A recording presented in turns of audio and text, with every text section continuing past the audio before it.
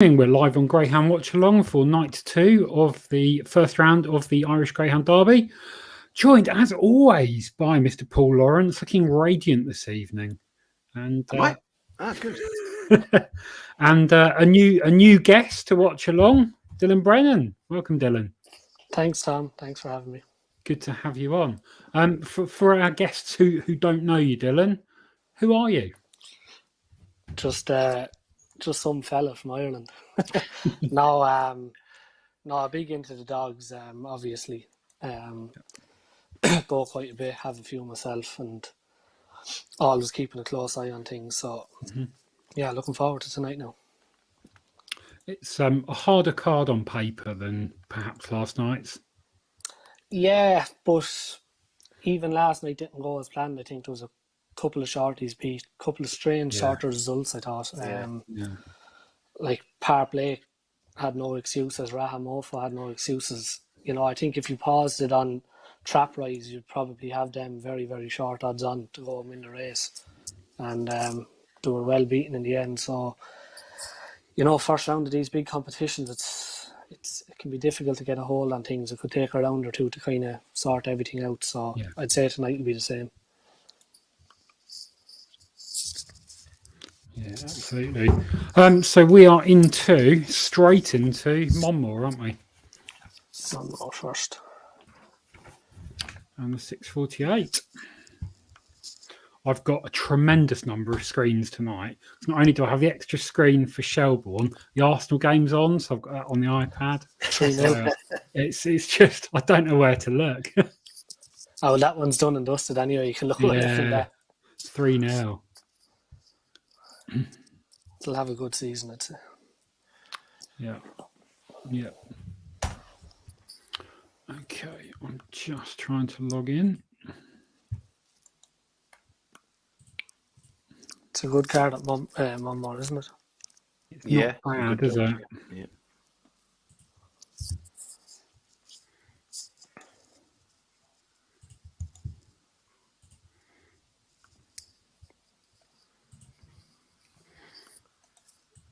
Okay, well, while I attempt to get the IT sorted, what are your thoughts in the 6:48? So it's a Call of Anianti race.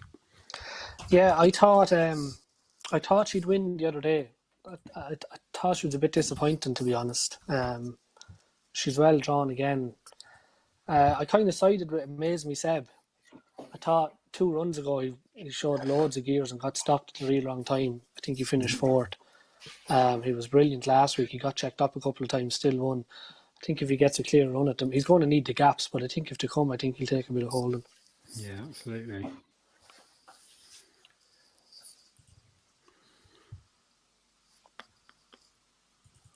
Yeah, I thought it was tough races. I know a few people are fancying Coppice Brewer and the fact that they thought that it wasn't that great on the wide on the Tuesday heats. But I was quite impressed with Low Pressure. Now, whether a real clear Call of Anianti, but it's quite unexposed over the trip. I think the top's drifting a bit too, isn't she? She was a bit shorter earlier on, I think. Yeah, I was disappointed with her the other day, Dylan. I thought she wasn't that great, Red. She might have just gone off the boil a little bit in the last couple of runs. I mean, even when she won, she had to work hard to really win, you know. So. Yeah, Coppice Brewer is my angle in this race. Just a decent sort. You can kind of put a line through last week with the misbreak. That run around Swindon to do the track record, which I think is a relatively long-standing track record, was very, very impressive. Yeah, like you say, he's back. Last week could have been, he was quick away as 2 runs before that, so last week might just been one of those things. 37.89 will probably take a bit of beating in it. Yeah. I can't see anything going quicker than that. I suppose Low Pressure is the obvious one to have the potential to improve a bit, but it's tough at Monmore though for the 6:30, isn't it? Because when you come out, you're right on the bend, so you're kind of under pressure to get it right at boxes. Yeah. Especially if you're a front runner, will need something that needs to be on the bunny, like. Yeah, absolutely. Just laid Call the Money a place a little bit here, Tom. 5-4. Okay. Only for 20 quid. Because interesting. I so like it. We're a small bet at the bottom then, yeah? Yep. This is the 6:30 heats. And first two qualify for the final next week. Short run to the bend, away and racing. Call of Auntie bounces out the boxes. Up on the outside, though, is Stripes Coppice Brewer. Brewer now lays it down to the red. Low pressure now trying to work into the contest. They just collide somewhat, one and two behind. This allowed 6 to escape here. Coppice Brewer has gone for gold here at an early stage. And now 5 sweeps round the outside. Winterfield Duke moves into a second spot. 1 and 2 again tangle at the back now. And 2 low pressure shuffle back to be the back marker into the 5th turn. 6 Stripes. It is Coppice Brewer with a big healthy lead. Amazeby Seb comes from out the pack. Just bumps there with Winterfield Duke off the last. Running on strongly, but the work is done as 6 has won it nicely in the end. 6 beats 4 and 5 back in third. Oi, oi, oi, oi, oi, oi, oi, oi, oi. Got it twice there, Tom. Yeah. Rolling on the luck from last night, it was looking like our heaviest ever loss on Greyhound Watchalong until we pulled a 10-1 winner in the final race out of the clouds. Beach Avenue. Beach Avenue. Yeah. You can always rely on that fella.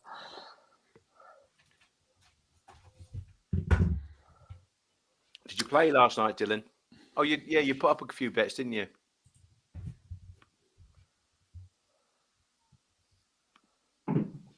Dylan.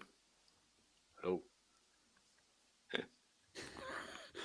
He's getting the readies on, isn't he? Did you play last night? No. Do you fancy acting strongly in Shelburne, Tom? Me? Tom? Me and Pia went through the card earlier, and it's quite tough. I do like Bocco's Crystal. Marie's Wedding, I'm relatively sweet on. What else? Explosive Boy. That's a bit obvious, isn't it? Oh, loves a favourite. Yeah, not particularly hidden up. We had a long argument about Vincenzo and Sentimental Lad, so we'll come on to that in that race. We had another lengthy chat about Sing Along Sally and Balnabola Ed, which would be an interesting one.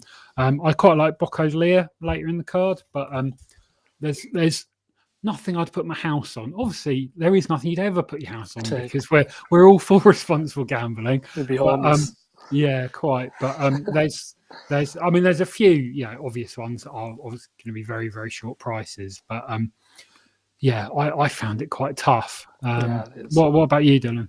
Yeah, you mentioned her there. I was on a podcast with Ian and Paul on Thursday, and I went through tonight's card on Wednesday, and the one that just kept coming back to was Bocco's Crystal in the first. I just think she was even money earlier in the week. I kind of had her odds on. I think she's odds on now. I got a bit of evens earlier in the week. She was kind of my strongest out of the first round, to be honest. Yeah, I just think she needs to trap level, and she should win. There's not much early in it. The only fear you'd have is if Crafty Kokora ping the lids and turn second here, which is isn't impossible given the makeup of the race, because like I said, there's not that much early in it. No. So, but yeah, I think you can knock a few lengths off the clock 2 weeks ago. I'd say if she got clear, she could do 29:30 odd if the track's running anyway well. That was that heavy ground. I'm hoping anyway. Got the downpour. It could be a long night if she gets beat. Yeah. There's a few reserves as well, which aren't. I'm trying to get, but I can't get them as of yet. Yeah, have reserves come in, or are they vacant boxes? I'm not sure. I know the reserves got in last night to the few vacant boxes, so I'm sure they've looked around for reserves. It's just a matter of whether people will travel with them. I think there's like 3 out tonight, so Whether they got reserves for all of them or not, I'm not sure, but it's not updated on this yet. So yeah. One of them is, I think, one of them would be quite a big absentee. He would have been probably near the top of the market. Cape Cloud. Is Cape Cloud a non-runner? Yeah, as far as I know. Geez. Yeah, Cape Cloud, and I actually think Stream of Sydney's out now too.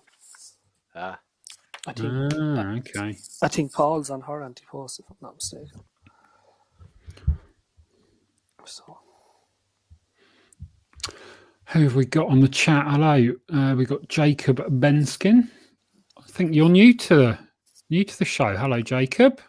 Nice to have you here. Monmore seems slow tonight.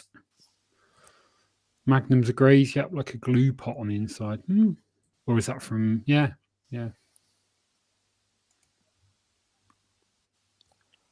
I take it the first winner wasn't clocking that. The clock was back a bit on the clock, so I'm not sure. I have to have a look. Let's have a look.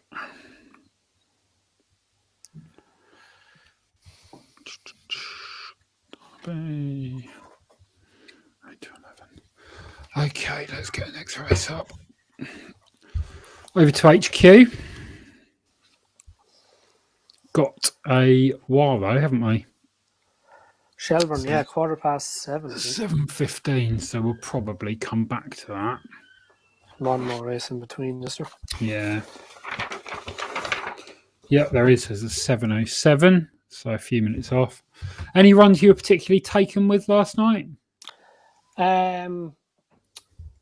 Obviously, the good Cody run. I was really impressed with the dog in second. I like him.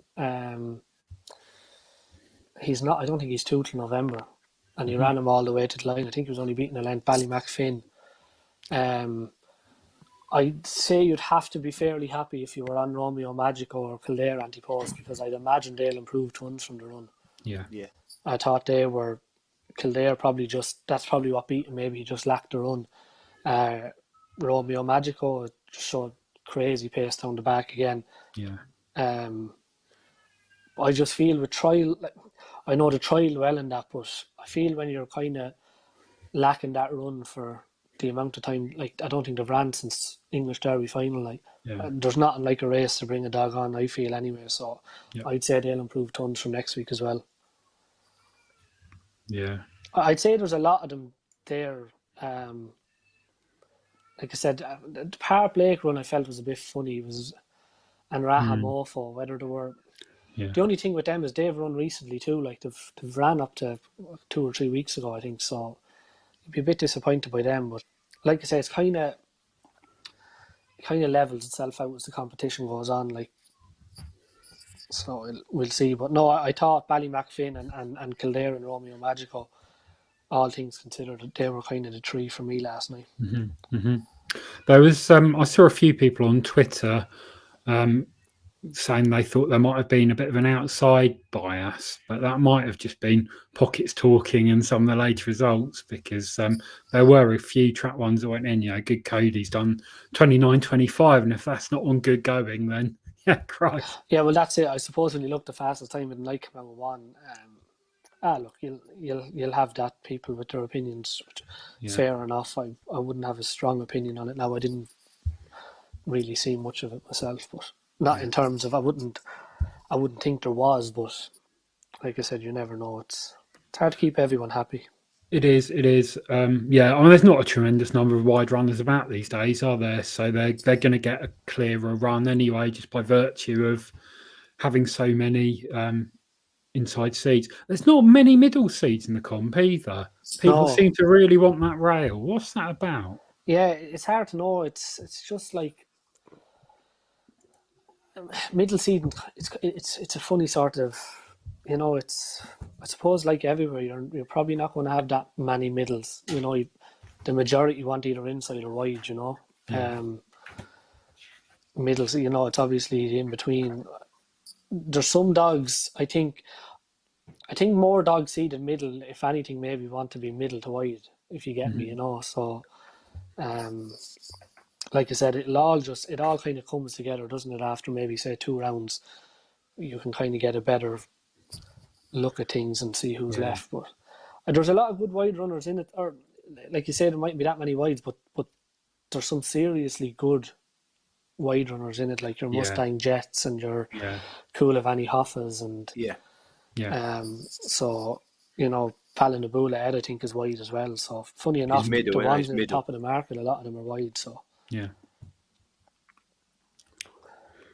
Back to Monmore, Jacob has said Havana Bailout's done 28.72. Betsy Bullet's done 29.08. Yeah, Betsy Bullet's sort of a 28.60-ish dog. So it does sound like it is pretty slow. And Bailout, you'd expect to be winning 28.20 or something, wouldn't you? Yeah, she's crazy when she gets on the bunny, in fairness. Yeah.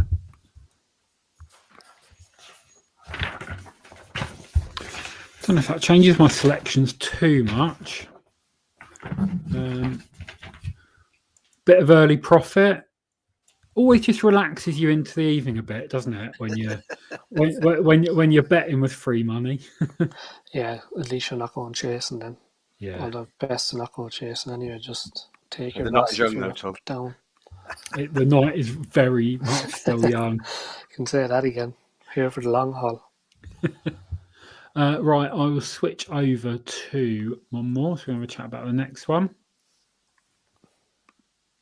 There we go. Unfortunately, I've not got my silent mouse today, so the viewers will have to suffer clicking all the way through, but it's nothing I can do. It's at work.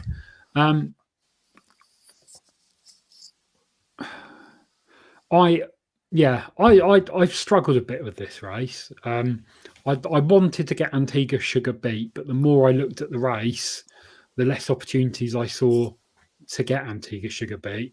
The only way I could see it really happening is if she misses the kick and ends up going to the bend at the same time as another dog and gets a big whack. But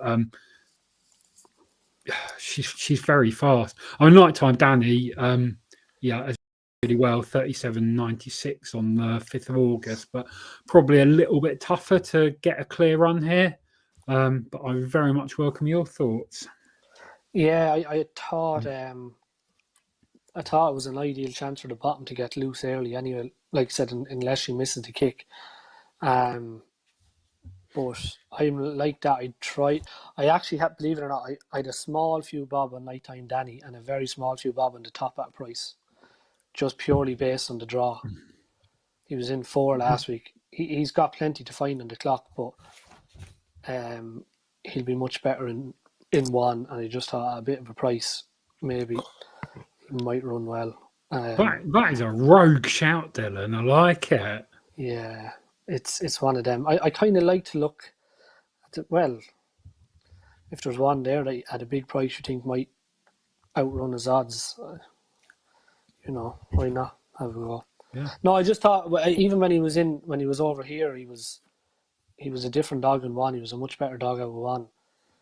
4 last week wouldn't have suited him at all. Look, he could run like his odds suggest and finish out the back of the telly, but I've taken it at a very small play on him, and I thought Nighttime Danny was a bit unlucky last week.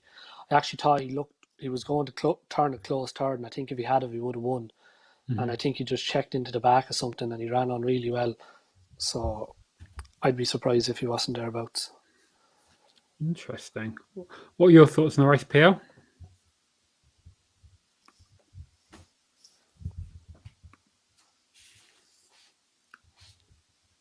PL? Sorry about that. That was TD on the phone. No worries. He wanted to know how to watch it. I told him to watch it on Matchbook, of course. The racing, Shelbourne Racing. Shelbourne, yeah. I think Ball Sports put it up for free last night, but I couldn't get it to play. No, I fancy Antigua Sugar here, Tom. I think I mentioned that earlier on. I think I actually can't hear him. Is he there? Yeah, I can hear him. I can't hear him. You can't hear me? Is that me? Is that on my end, maybe? It could be. I can hear PL, so that is really strange. Maybe try just jumping off and jumping back on. Yeah, we'll do. Okay. I thought that was a bit strange because I was talking to him earlier on, and he wasn't responding. Yeah, he can hear me. Maybe he's blocked you. Yeah, that could be it. Hey. Nothing personal, I'm sure. This is coming quite short now. Yeah, it is. Yeah.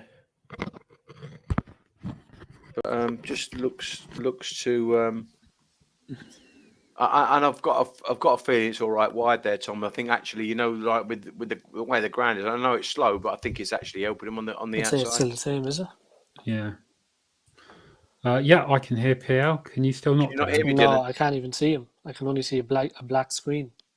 Ah, That's odd. I had that earlier. That's very odd. yeah. Do you want me to jump off and jump back on then? Yeah, do that. Yeah? Yeah. Okay.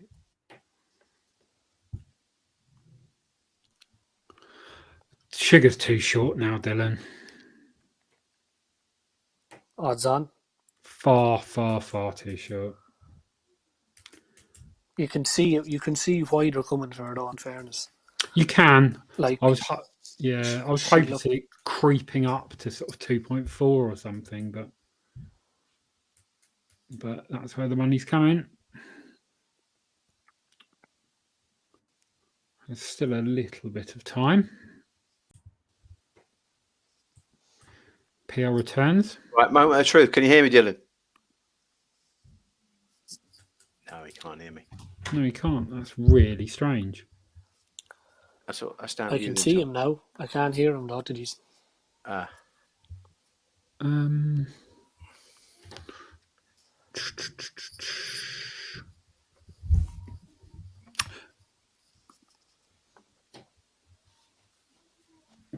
Okay. I don't know. I don't know what to suggest, Dylan. Maybe try your laptop. Yeah, I was thinking that. I'll open it up here on it and see. Yeah. I don't know why one person would hear you and one person wouldn't, though, Tom. No idea. Gremlins. There's bundles for this now. Yeah. 11 into take variable. Right, I'll leave and try it on the laptop. Yeah.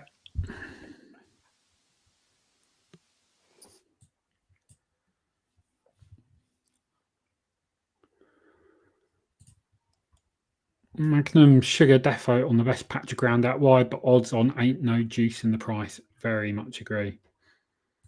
Not now, no. No.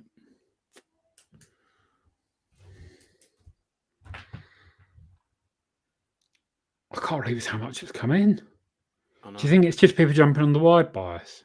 I would say so, Tom. Yeah, I would say so. I thought she ran really well the other day, and I just think, there's no Havana Lover now. There's no Boccos to get in the way either. I suppose Betty's Book could lead the inside, but still worth a bet. I think it's a bit skinny. Yeah. I mean, listen, I've had a little bit myself earlier on, but only a tiny bit, really. Yeah, and in a line bet as well. So, but the thing is, it could turn out that afterwards you go, yeah, evens is a big price. You know what I mean? Because I fancy she ran well the other day, and again, the way the Coppice dog won earlier on, Tom, that I think that theory that my pal came up with, that it wasn't great on the wide, is a good theory. Yeah. And you need to jump on these biases quick, but listen, it's up to you. So I think if she went evens, then you might do, but I'm a bit low odds on. But I'll set some for a bit of evens, and then if we get it, we get it, and if we don't, we don't. Okay. So the request is there, yeah? Not yet. I'm just going to put it in. 500 quid. Oh, right. Okay. It's a bit strong. 30 on. Yeah. If we get match, we get match. If we don't, we don't. Nearly there. Front of the queue now. Nearly there, yeah.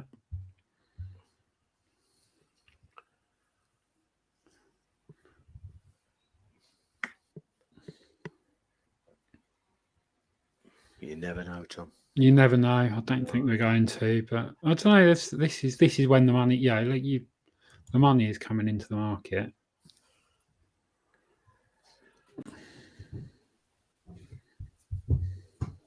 Yeah, 2.8.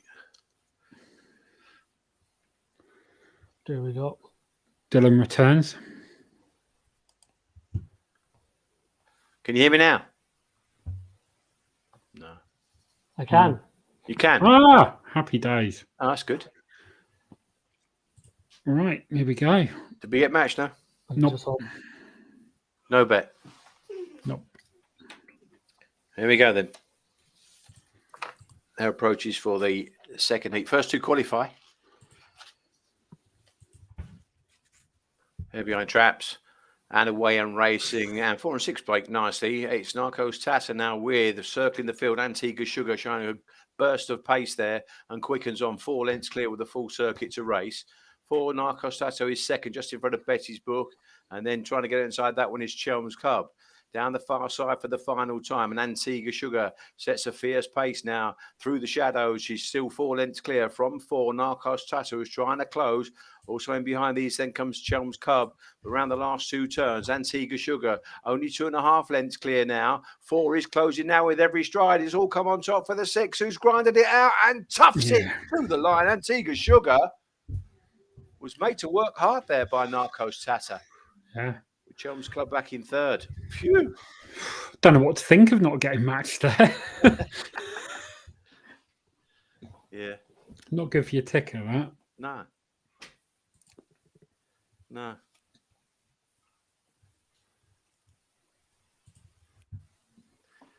What do you think, Dylan? I didn't see that one. I missed it. No. It got a bit scary, didn't it? You just held on, did you? Yeah. That did get scary. Yeah, just hold on. Yeah. Right. Boils.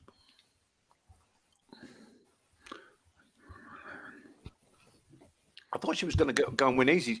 Because I said to Tom the other day, I thought she hit a flat spot, sort of 2 to 5, and then she stayed on again. But can't work that one out, really. It was a long time to be in front. Yeah, I don't know. No, he's a bit odd. Hasn't stayed out super wide either. No, unless Narcos Tata's just run above her. So I mean, she might be lurking over there as well. Look, chasing. I don't know. The Tata is a decent animal. I mean, they finished pretty well clear of Chelm's Club, but yeah.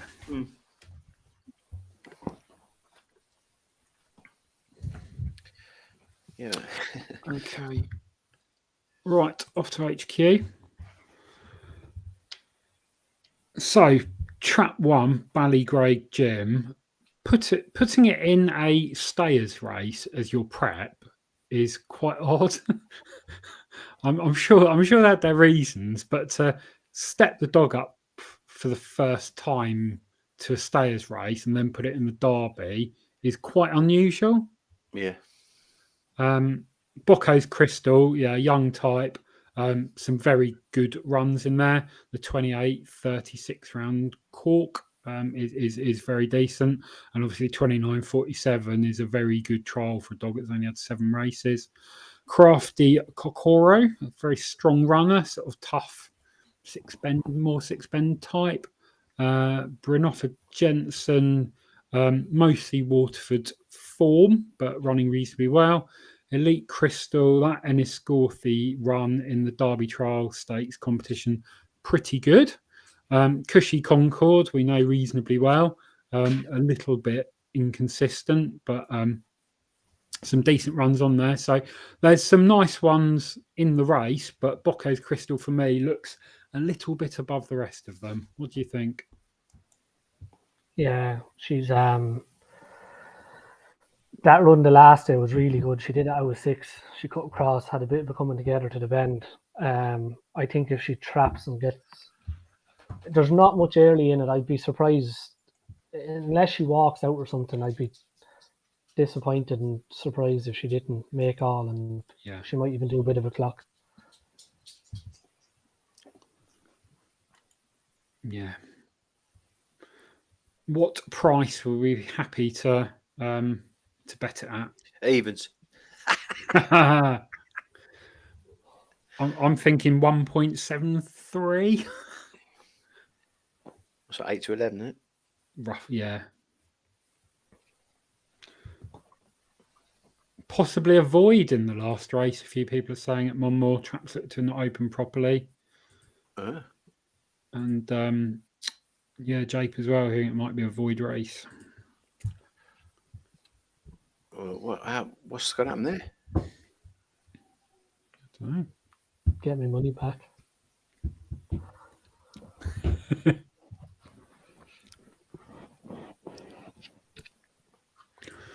going to set it to try and get a bit of that.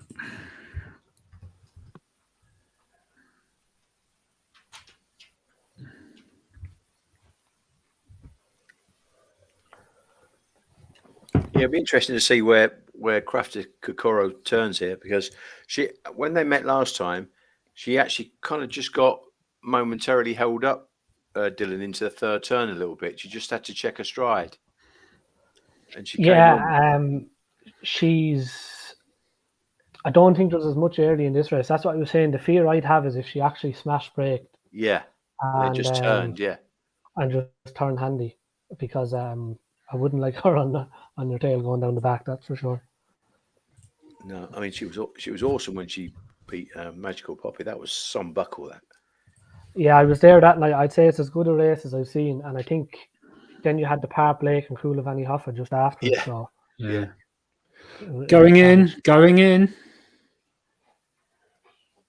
right.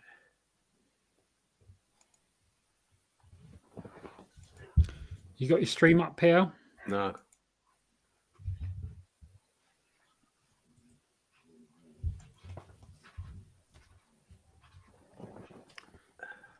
Are they away? Not yet. All right. Wave the flag. Starter goes behind. Yeah, they're off now. Very dark. I can't see what's happening. Yeah, off and racing. Cushy, Concord, Ballygrade, Jim into the first bend. A lot of coming together, a lot of trouble there, but Cushy, Concord appears to be going on. It is very dark on the far side. Crafty Kokoro is made pacing up here nicely. Gets inside of Bocco's Crystal as they turn around the last few bends. Crafty Kokoro putting in a very big run. Bocco's Crystal going out wide here. And Crafty Kokoro wins by 4 or 5 lengths. Back to Bocco's Crystal and possibly Cushy Concord, but the camera worked very dark there. Yeah. 29.71.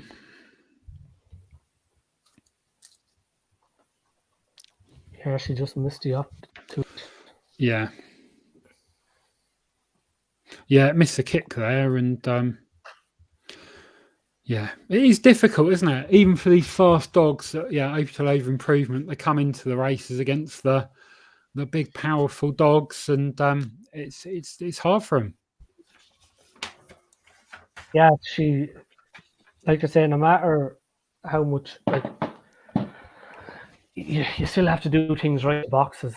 No matter how much you might say there's no way in it and whatever. If you miss it a length, all you need is that gap to close and to run to the corner, and you're in trouble. So she's still there anyway for next week. So I think the cameraman's had a few pints at lunchtime. What's he doing?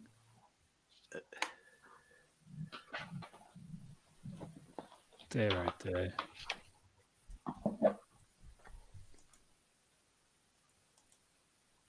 Oh, he's got the hang of it now. No, he hasn't.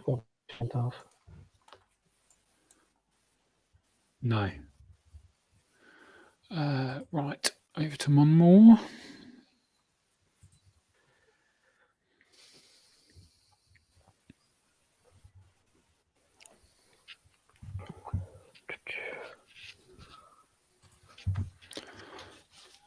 Stream of Sydney's out. Paul, you were on our anti-post, were you? No, I was. I didn't. No, I didn't play her. No. I thought better of it. She came in season anyway. Ah, right.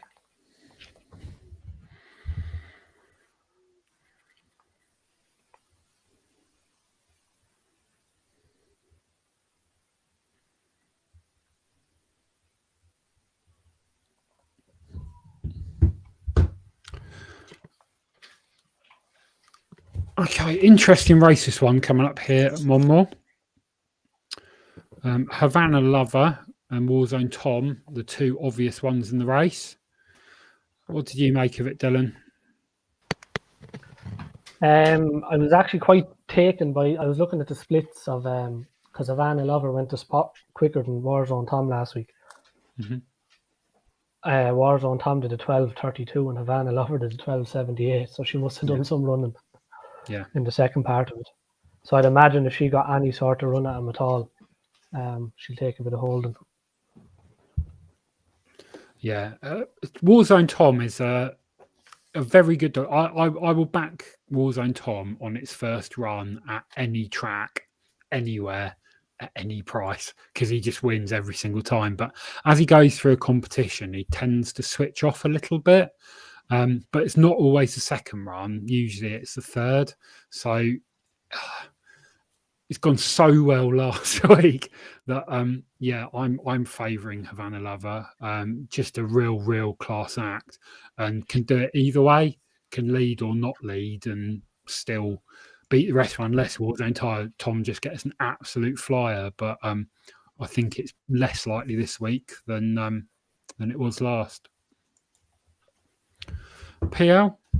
Yeah, I just think the fact that Bocco's belly is in the race is a bit of a negative for Warzone Tom as well, because I think he's going to have to probably work that little bit harder. He's not going to get the luxury of probably dominating in this race. I felt it would kind of set the race up. Might get a bit messy. I mean, Nipsey Hussle sort of went prominent the other day. Didn't really quite come home. I thought Code Chiefs might do something over six bends, and then he was disappointed. But again, he was wide the other day, so that he might be going into a big price. But I thought either probably 3 or 4 would mop up, and I thought Derby's Delight was another one that could place, So he's usually hard to keep out of it, isn't it? Oh, he's a bit of a loon, but he got stopped badly at the third turn and probably lost it. I thought about 5 lengths, and you would probably broke 38 seconds in that. So, tough enough, but interesting race. I mean, really good quality dogs here. So. It's two qualifiers. It's 3 semi-finals. It is, isn't it? It's 2, the first 2. I don't know what they're going to do now with this. They'll have to with this new rule. Surely they're going to have to spin a coin. What is the story over there if it's wide? Well, normally there'd be a rerun before the final, but it's now we've got this rule where there has to be 3 clear days between each run. So what would that be? Saturday, Sunday, Monday, Tuesday. So you'd have to try race Wednesday. Then you got Thursday, Friday. There's not a clear day. There's not 3 clear days to the final. So how would you do that? Unless you get special dispensation. Yeah. It happened in the Kennedy Cup over here. First round of the Kennedy Cup, Michael O'Donovan's dog. He's actually a non-runner. I don't know if it's tonight or last night. Loghill Roy. He was 10 clear in the first round of the Kennedy Cup in Limerick.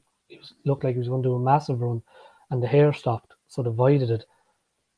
He didn't take part the next week, so I think I actually don't know what they did, but none of them ran the following week, so I don't know what got in or what way it worked. But. Oh, it's getting to a bit of a price again now. All over the place, this market. I'll stop there. Yeah, we had £10 at about just over 3 to 1 Derby's Delight in the place market. Yeah. Because it'd kill me if he does what I think he might do, but he's so fast. He just doesn't know it. Ideas.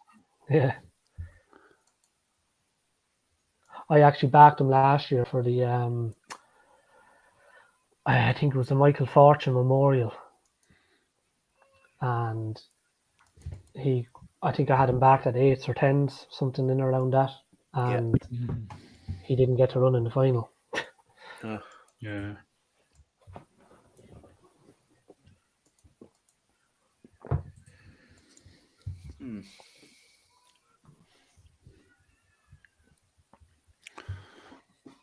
It's going to be, we've got potentially flip-flopping favourites here. Van 11 Warzone Tom. Yeah. Kind of money coming and going for both of them. It looked like it was an absolute smash-up job on Havana Lover at one point and the money was coming in, but it's going out now. Warzone Tom's coming back in, which is worrying because the money tells a bit of a story with Warzone Tom a lot of the time, but we'll see. It's a pretty tight race. William Berry's kindly put up the list of reserves at Shelbourne, so have a look at that before the next race.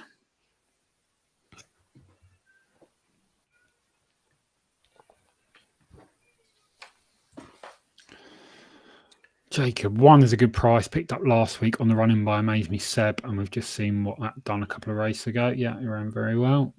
Yeah, 1 is a good price. Nipsey Hussle is a quality animal. In my opinion, I think he'd have to lead, and I don't think he can lead. So that's my worry. Yeah, it is a good race. It is a very good race. Yeah. Okay, Arsenal game's over, so that's one less thing for me to look at.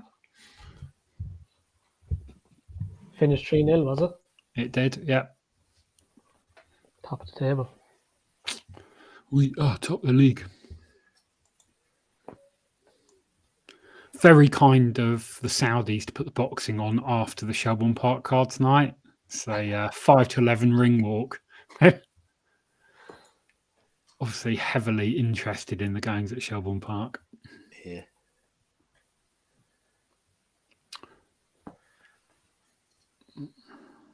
Dogs are only just coming on now. Yeah. Running a bit behind. Must be a steward's inquiry what happened on the traps. Yeah. Yeah. I mean, I never particularly saw anything, but that doesn't mean to say there wasn't something. It's probably worth going over to Shelbourne just in case.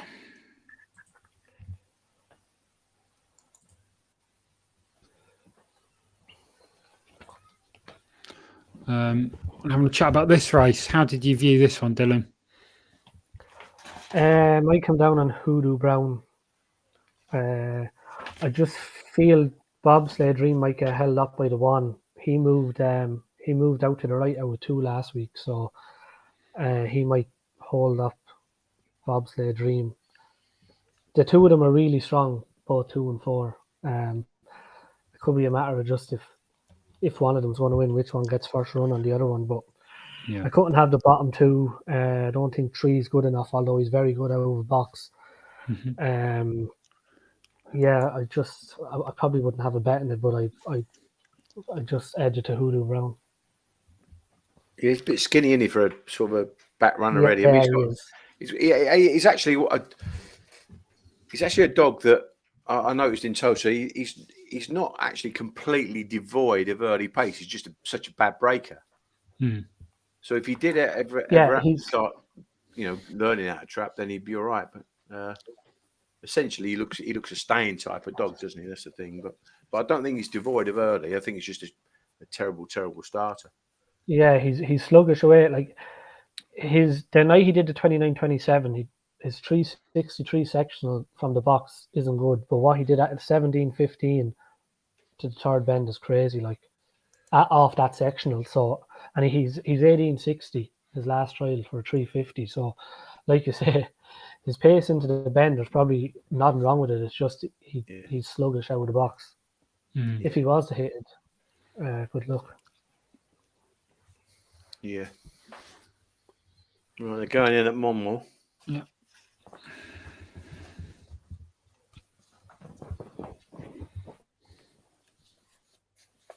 So it's kind of joint favourites.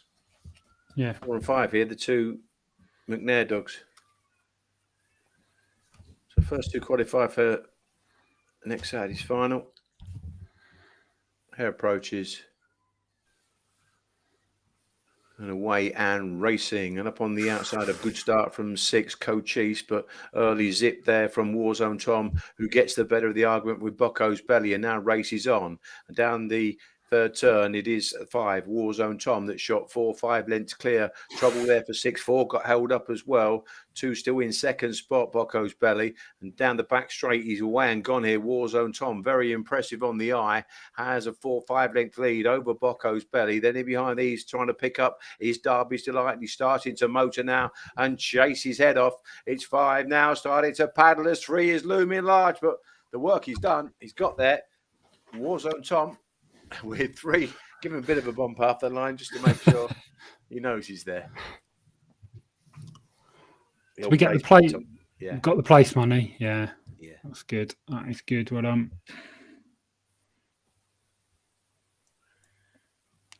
Yeah, that's good. Not too much harm done. We are. Are we away?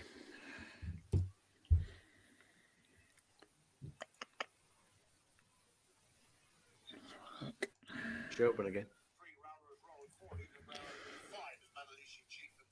Some playboy, hair up behind traps. Here's a commentary for you. And racing, good start by trap 2. Bobsleigh Dream leads up the fence. The Tipperary Cup champion leads by 2 lengths into the bend. From 1, Gaga Carla. Then comes 5, Manalishi Chief. But it is Bobsleigh Dream, a very stout stare that leads by 3 lengths to in second. 1, Gaga Carla. 5 is third, Manalishi Chief. But Bobsleigh Dream is clear, and she won't come back to them. She's a mile clear off the final turn. Bobsleigh Dream going to provide Pat Buckley and Willie Joe Murphy with a very easy winner indeed. Running on very stoutly, Hoodoo Brown to get second from Gaga Carla. But a brilliant run from Hoodoo from Bobsleigh Dream in 29.33. 29.33. Good commentary, that. Yeah, it's good, isn't he? Didn't even have to move my lips. Yeah, he's good. Very good. That's won by most of the straight. Yeah. She's in some form, in fairness. Yeah. Yeah, obviously won that competition at Thurles. But I didn't expect to see Bobsleigh Dream winning by that far. That's really impressive. Really, really impressive. Yeah, she was another one that was on that night where it was really heavy ground at Toaster. It really affected her because I told you I went down to the kennels in Southampton where they were staying, and Pat said she was really struggling, but he got her on the drip and he got her back rocking and rolling, and but again, it just takes that little bit out of them, on that tough ground. But she basically is a very, very tough sort of strong running 550 even 600 bitch, isn't she? Did she break the clock? Was it a Tralee, Dylan? 570? Yeah, I think she did it. Yeah, I think she did it the same night as Flash and Willow in the sprint, if I'm not mistaken. Flash and Willow. I know he or was it the same night? Ballinabula. I know he 2 one night that broke 2 different track records. Yeah. I can't remember if she did it. She was definitely one of them. I just can't remember if she did it the night Ballinabula Ed did it or Flash and Willow. It could have been. It could have. I'm sure it was at Tralee. She broke the 5. Was it the 570? Is there a 570 trip at 570. Tralee? Yeah. Yeah. 570. Yeah. So she can run a bit. He's got plenty of track record holders in his kennel anyway, that's for sure. Yeah. Bit of a wait to the next race, which is no bad thing. I'd love to know what they're going to do with that no race heat. Yeah, I think you're right. I think they'll have to do a coin toss. Yeah.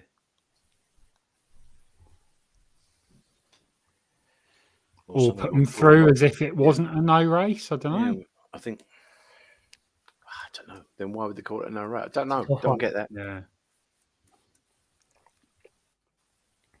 Yeah, that 4-day rule is just ridiculous. Yeah, it could be. Yeah, to be fair, that's probably what will happen, Dylan. Yeah, probably will be a 4 in a final. Which is a shame. No good for the competition, but there you go.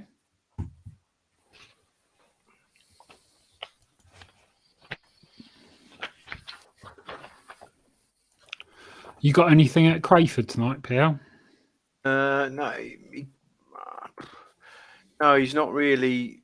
No, he kind of got a few quid during the week and said he was going to have the weekend off, really. Mm-hmm. So no, I've not. No. As if there isn't enough going on. Do you know what I mean? But yeah, these doing these double cards is work. It really is. Yeah, and I had to do my Doncaster today as well. So how'd you get on? Yeah, no, I got a nice few quid, to be fair. I didn't have that many bets, and I got in front early on a fairly new dog, and the only two sort of early price bets I had, they both won. So yeah. And then a lot of them that I was a bit like what Dylan was saying. I was sort of half interested in a couple of dogs. They went so short that I never backed them, and they got beat. You know, so yeah. So I kind of done it right in that respect today. So I was quite pleased with myself because I got a bad start to the month again. It was just like I turned into this month and I thought, Jesus. And then I've just kind of steadied the ship last week. I've done all right this week. That's good. From William Berry, those are the reserves. So what do we got? Race 4, Trap 5, which was Cornamadi Fusion, is now Delirium Tremon, named after the Belgian beer. Very strong. Don't know if you've had it before. It's proper rocket fuel. I was hoping for a vacant trap because I fancied Bocco's Budsit in that, and not having the 5 there would have been quite nice for Bocco's Budsit, but I don't think it changes too much. Race 5, Trap 1, which was Cape Cloud, is now Ballymac Run, who's a reasonably decent type, but it probably hardens Hello Hammond as favourite in that race quite considerably. Race 6, Trap 4, which is Valegro, is now Footfield George. Race 8, Trap 3. Is that Glengar Scholar? Glengar Scholar out? Apparently so, according to that. Yeah, he ran in Dundalk. He ran in Dundalk Monday. So. Okay. Now Kilgollen Chief and race 10. Trap 3, Stream of Sydney, is now rallying Oscar. And race 11, Trap 1, Logill Roy, is now Cost Real Deal. The non-runners are like generally the dogs that looked a bit thrown into the competition. Sort of decent graded dogs. Not all of them, but a lot of them. How does that work? Is it so?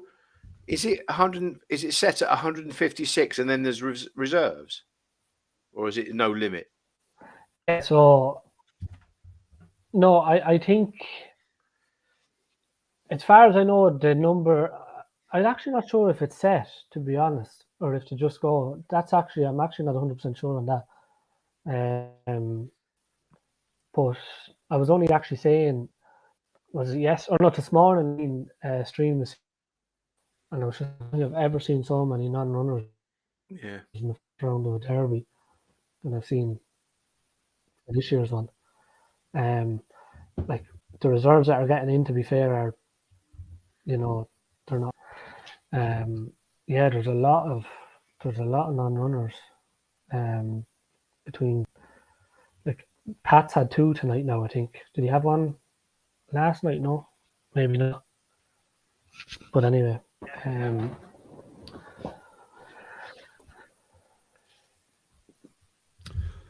question from Rasco, which you may well be able to answer, Dylan. What are the qualifying rules at Shelbourne for the Derby? How many go through in each heat or round? Struggling to find out anywhere online. Heat or rounds? It's 3 qualifying every heating fastest forts.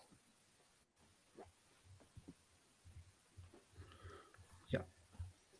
So is it 3 in every? Does that divide down?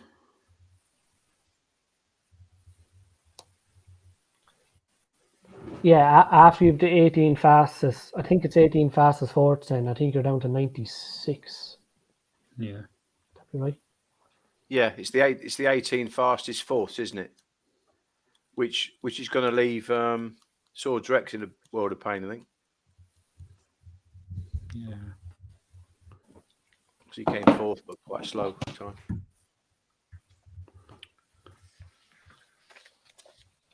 I don't know if this is what has happened, but Jack Bingham has tweeted, "That's a disgrace from Monmore. Imagine owning Antigua Sugar and you get knocked out after winning the race on a raffle. Joke this sport sometimes." Yeah. I would say that's because they've fetched that ruling about the 3 clear days between each run. Yeah. And again, with a great respect, Tom, you're asking the dogs to run an extra 6 bend race when the others have got the luxury of staying on their beds all week. Do you know what I mean? Yeah. So it's probably better to do it in lots, but even so, it is like the lad said there, it's a raffle, isn't it? So it's not good. No, it's not good.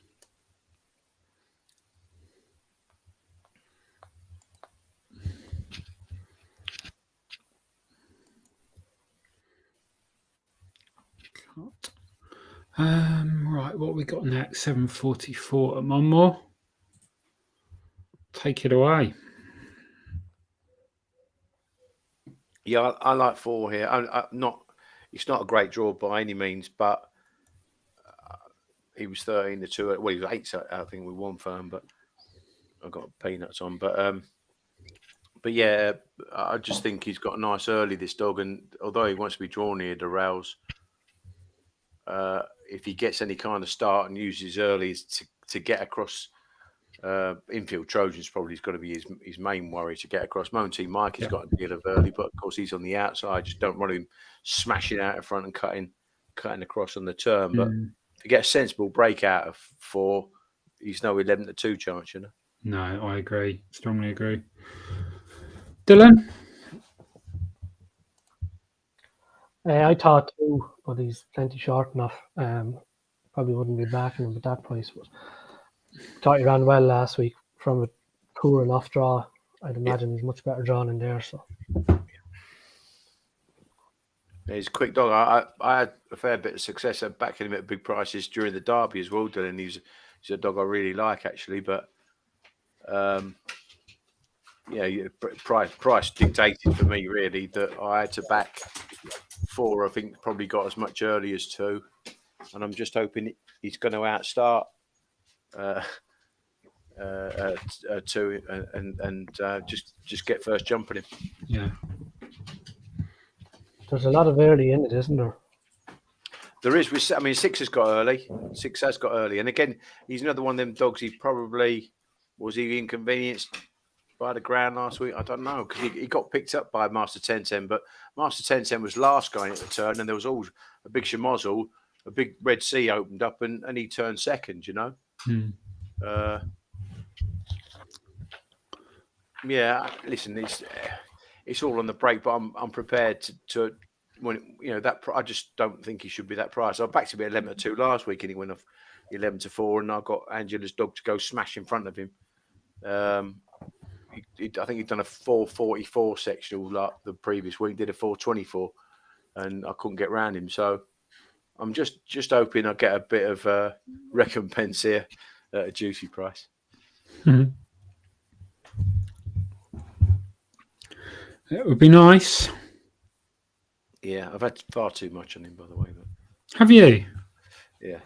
That's the spirit. That's what we like to hear. Yeah, well, when I say far too much, I won't be after the race if he wins, but bold, decisive. I just need him to break. I just want to get a start.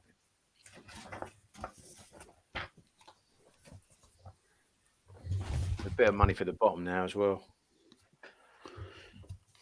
Yeah, there is.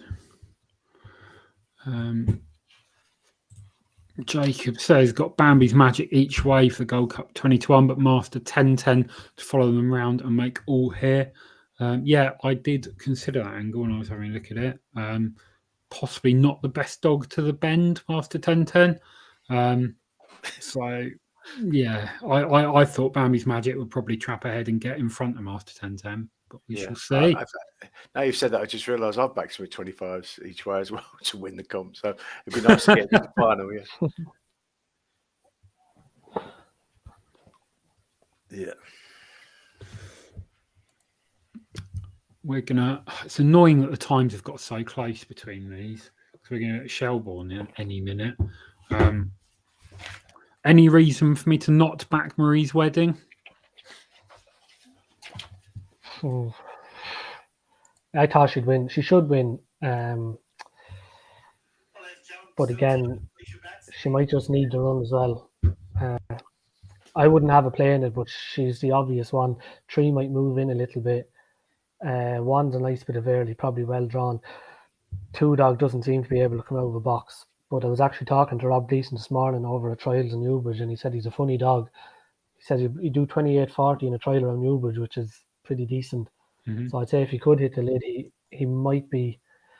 I think he's the interesting one if he could break, but it looks a big if looking at his last couple of runs. So yeah, I think 4 is probably too good for him. Yeah, Eddie Goodall put up the bottom here, didn't he? Tommy Too Many, wasn't it? He did, yeah. 10s, yeah. Well, he just put it up as a value pick. Yeah, yeah.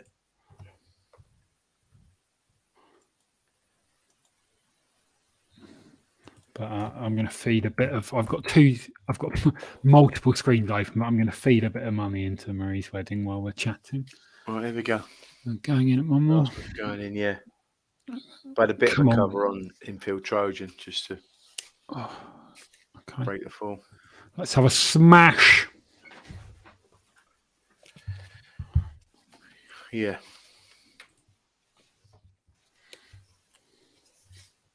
Star's going to check them over then. This is the first semi-final for Ladbrokes Gold Cup. First 2 go forward to the final next Saturday. Favourite in 2 here, Infield Trojan. It makes its way to the starting boxes.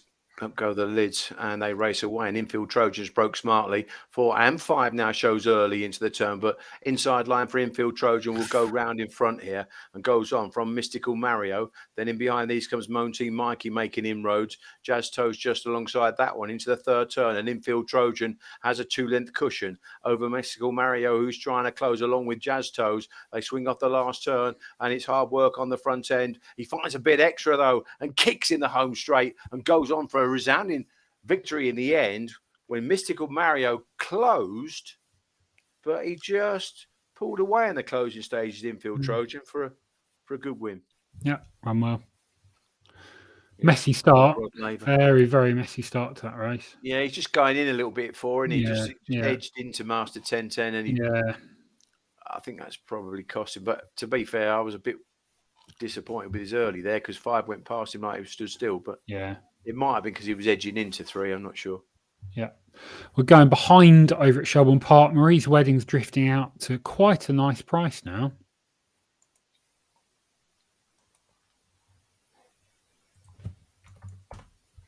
And so you've played. Indeed, I have. We can't come away with nothing, though, can we? Oh, and you've covered on the bottom. Yeah. Yeah, clever. I'm learning, PL. I'm learning. Yes. Do you want me to run the Fortune commentary again? What do you reckon, Dylan? Fortune? Yeah, let's do Fortune. Enough. Yeah, let's do Fortune. It's good. Okay. He's the best. Don't tell him that.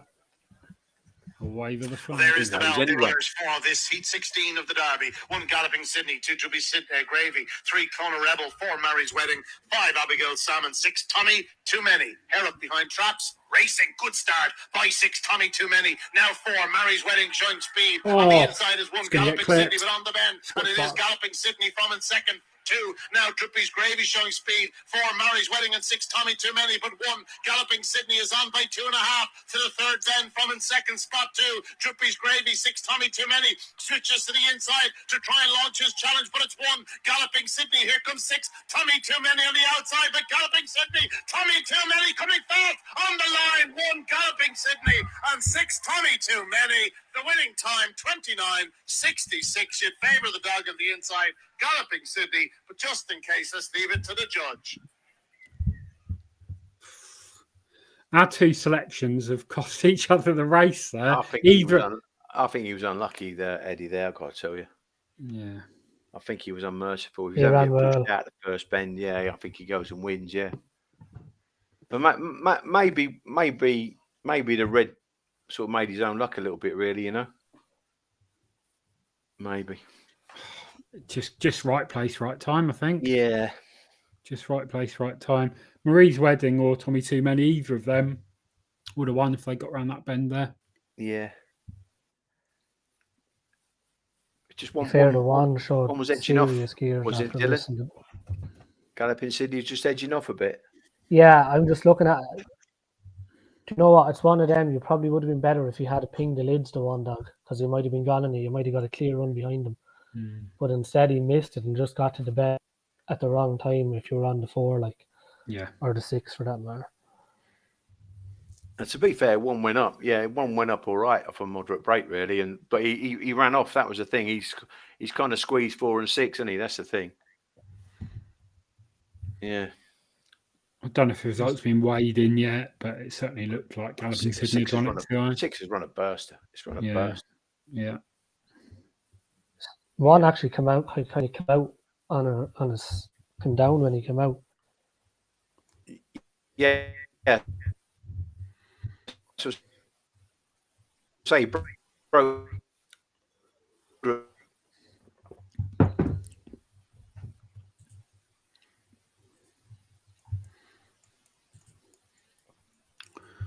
Yeah, he stumbled, didn't he, at the start? Yeah. He did. Yeah, I think that's a good performance from the winner, in fairness. Yeah. Yeah, so do I. What was the clock? 29.66. Yeah. Now that actually, he pitched on his nose and then he rushed up, didn't he? He just went off. It wouldn't hurt him. He wouldn't hurt him just to be drawn off the fence a little bit either, would he? I'm not saying he wants middle. He doesn't want middle, but he might just take the bend a little bit better, just 2 or 3. He's definitely got plenty of early. Yeah. Well, looking at his card here, he's after winning now with 5, 3, 6, 1. So I'd say he's one of them. He'd just go from anywhere. Yeah. Yeah. Oh, I like him. Yeah, do you know who he's kind of reminding me a bit of now is Park Lake in the St. Ledger last year in Limerick, where he kind of came into it a bit. He had a good card, kind of, but not one that you'd say go and be competitive in a Ledger or whatever. This lad's kind of the same, only I think Park Lake had all Clonmel form. This lad's all Cork form. So, and he's trained by the same man, so he could be one to watch. Yeah, I think so. Yeah, I was quite taken with that. That was a good effort. I knew he didn't break well. And I thought, he's shoved him off. But I think he's actually led the race on merit with his early sort of thing, you know. Because to stumble at the start and then still be able to pick up and get inside Marie's Wedding, and Tommy Too Many, you'd think, all right, he's a 575, 600 dog's fair enough. He's going to get outpaced, but he kind of shoved them out of the way. And I suppose I think Tommy Too Many still was probably a little bit unlucky in that respect, in that he got shoved out. Because I actually quite like the way he ducked inside at the third bend and then switched out to challenge on the run-in. So probably 2 dogs to take out that race, really. But I think it's another one of those shorties that's kind of pinged. Marie's Wedding, and you think straight out of the box they'll go and win easy, and she's only 4th in the end. Yeah, exactly. To be fair, if you said to me, who would you take out of the race, 1, 4, or 6, I'd take 1 or 6 every day. So yeah, I've been taken by the winner now, to be fair. Yeah, because the winner's got more early. The winner's got more early. The Tommy Too Many, I suppose, might keep qualifying. That's the thing sometimes, Dilly. You know when I see the dogs like the Hoffer dog and Born Warrior as well. When they race the bends, they seem to be able to ride the bump as well because they're racing the bends. Whereas what I don't like to see is where dogs on the inside, they run off. And then they cause the squeezing up around the first 2 bends, and then they dogs then lose their balance, don't they? That's the worry. Yeah, but... Mustang Jet's the same. He did the same last night. He was able to take that bump at the bend, nip around and away and gone like. And ride the bump, like some dogs can, others obviously. Yeah, the second, though, in fairness, it's he's coming out of. He obviously he dropped back to A2, won a stake in Limerick, but it's funny. Even that form of a stake in Limerick, you'd probably say it wasn't good enough to be, maybe not good enough to be competitive there. But some dogs just take confidence from getting their head in front again and to just get back to, because he was a really nice dog last year or earlier on in the year to be coming back to.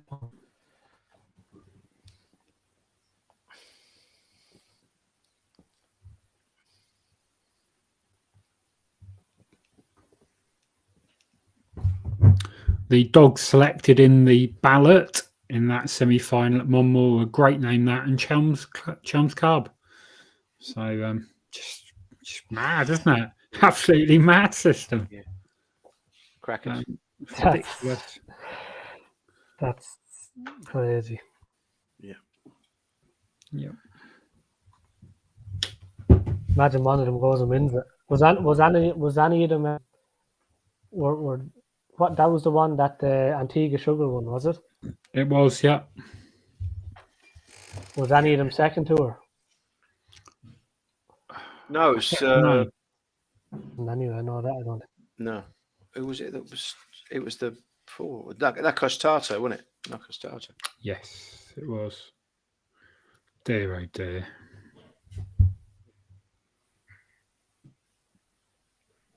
That's bonkers. Yeah. Welcome to English Greyhound racing, Dylan.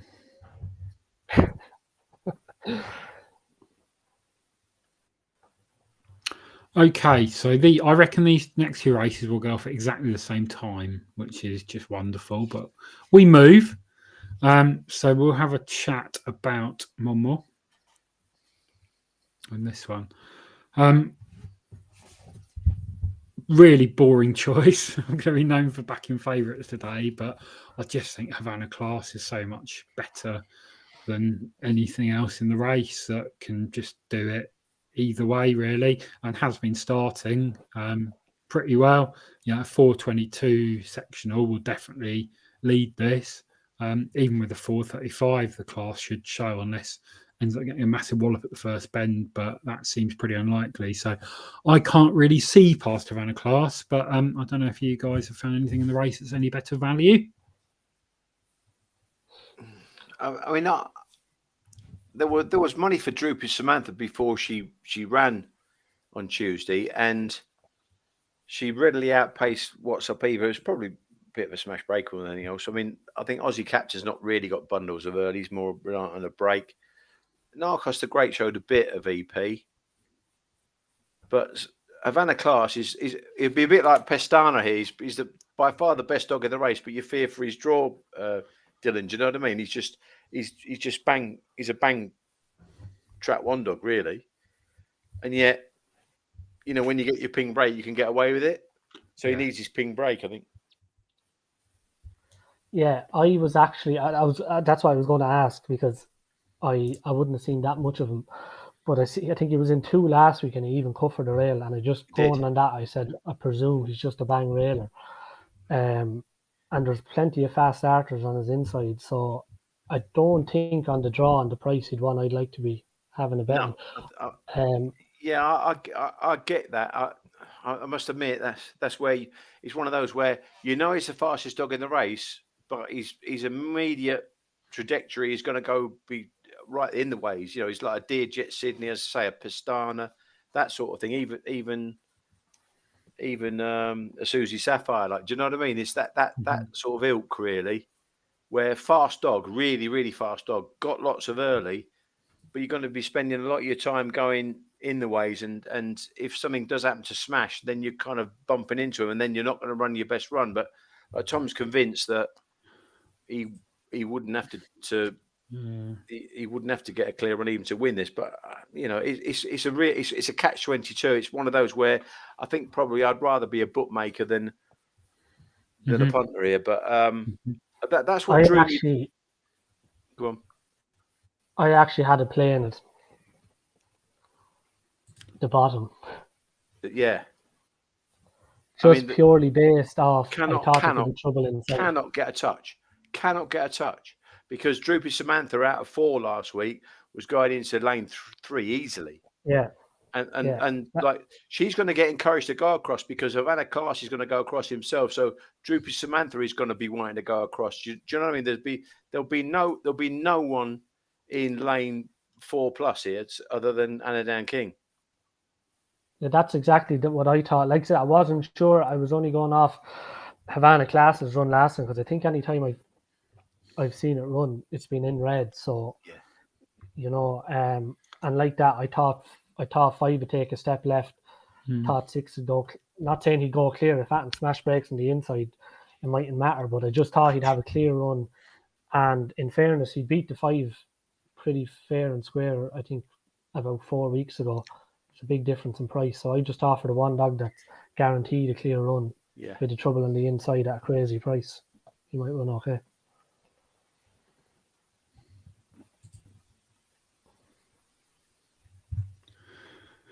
Any angle for a bet here for you, PL?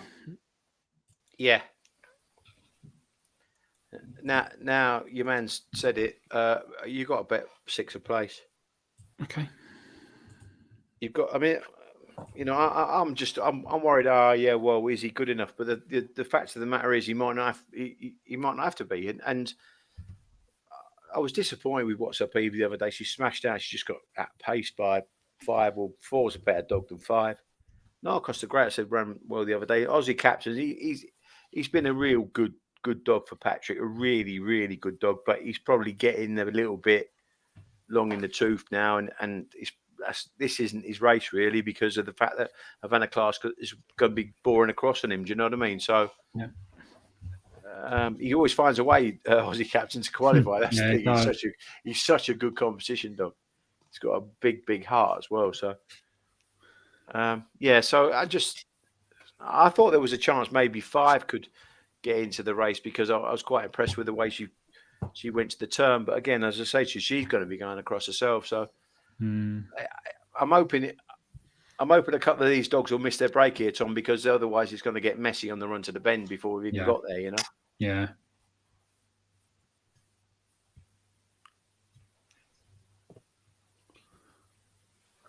What's Up Eva doesn't have a bad pitch on the rail.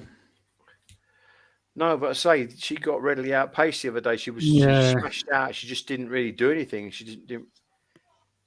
And I always think, you know, like when you get a dog that doesn't want to be out in the middle and wants the rails, I always think when they're drawn in the middle trap, they always seem to ping anyway.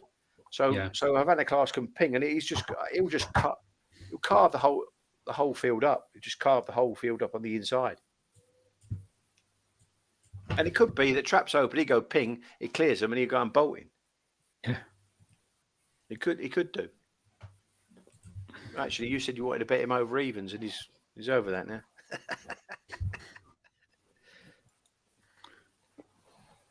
Probably that people are probably listening to the Shrewdies on here. Yeah. I'm going to add a second window because it's just coming fast, isn't it? Let's have a look.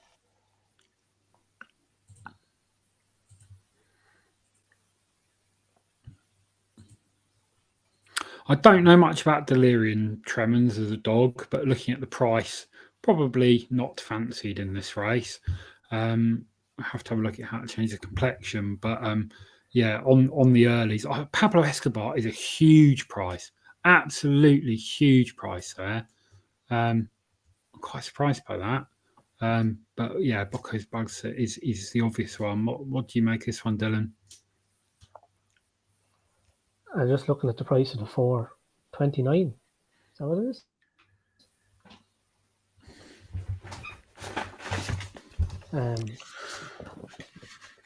I thought I really like the top dog. I don't know if it'll stay, but it's serious early gears. I'd love to see both 1 and 6 trapped together. Because I actually think Velasco could lead Bocco's Buds off a level break. I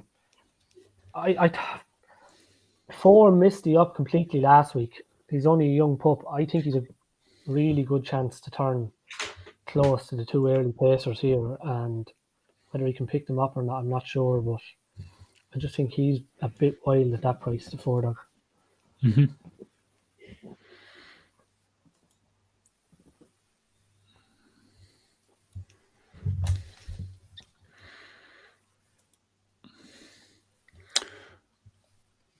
All loaded up one more.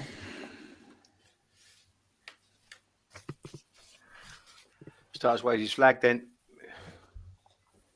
Second semi-final. First two go through to the Gold Cup final next week. Her approaches the traps. Hot favourite in 4. And away and racing falls, missed it completely. 2 flashes out the boxes, 6 up on the outside, showing great early dash and into the turn. It's got messy and Sticks has swept round the outside. Anna Down King now races 4 lengths clear at the halfway stage. Droopy Samantha and up on the inside. What's Up Eva trying to work back into the contest. Oh, Droopy Samantha got dragged back there. She's now last round the last 2 turns, and the stripes of 6. Anna Down King, the courtesy of a great draw, is going to go on and score nicely. What's Up Eva qualifies back in second. Big gap back to the third. Narcos the Great. Pay. Love it. That's why we have these good guests on top. That is a 20-1 winner. Fair play. Yeah, that's fair a pace for the play. night. Fair play. Should have had more on. Should have more on. That is an absolutely brilliant call, Dylan. Well done, mate. Well done, mate. Nice of you, isn't it? Yeah. Especially at that price. So we had no bet here, Tom, no? Are we going to have a couple quid on the 4? Was that your value pick, Dylan? I just thought he'd a chance to turn third, and I'm not sure if Velasco will stay. Yeah, I just thought it was only when I seen the price, I didn't think he'd be that. It was one of them where I thought he had a half chance, and then when I seen he was that big, I just thought it's almost too big not to. Yeah. So I've had a couple of quid on Pablo Escobar as well. One of the best named greyhounds in many a year, Pablo Escobar. But it's shown a lot, but struggled against difficult opposition. So I think this is a slightly easier race for it. So I'll be interested to see what it can do.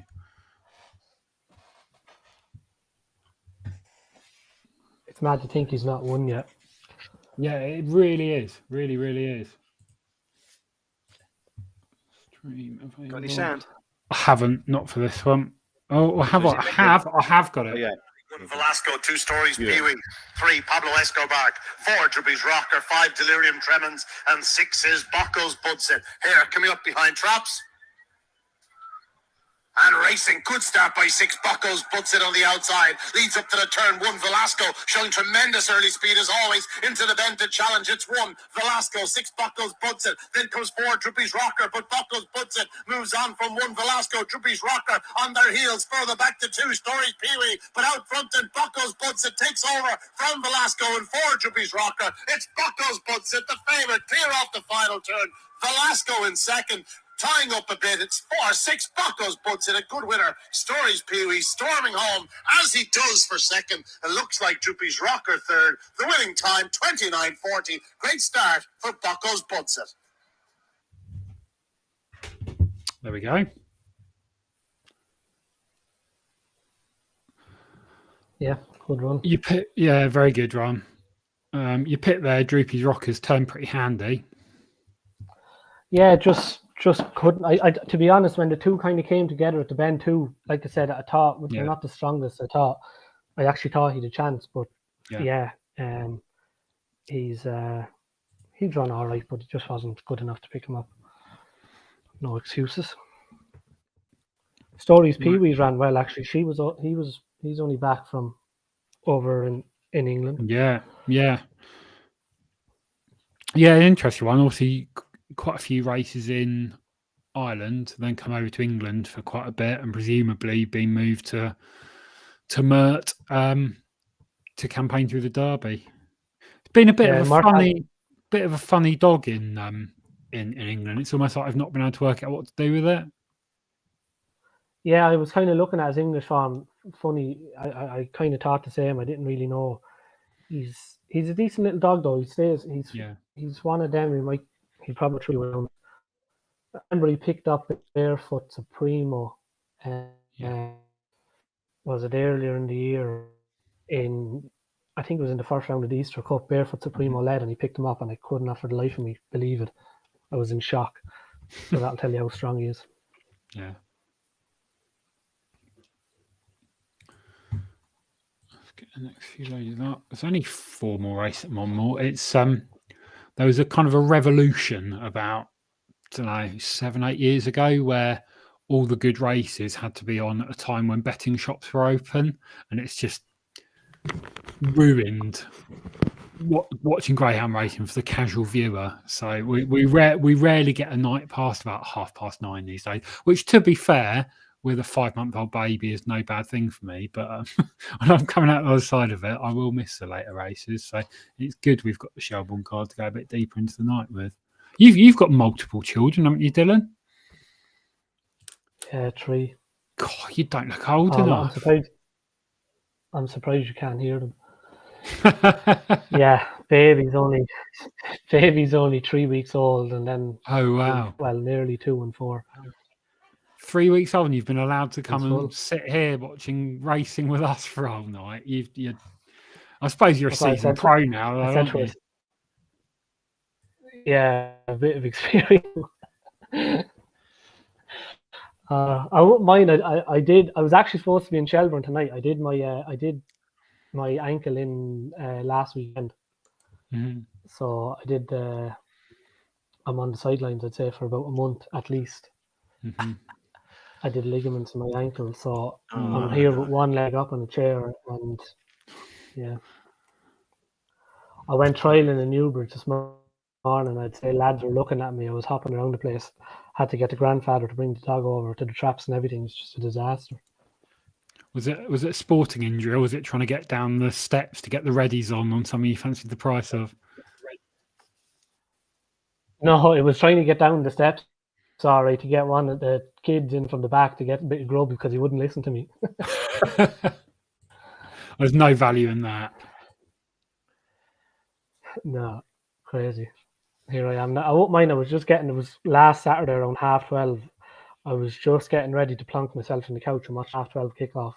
Yeah. And yeah, didn't see a bit of it.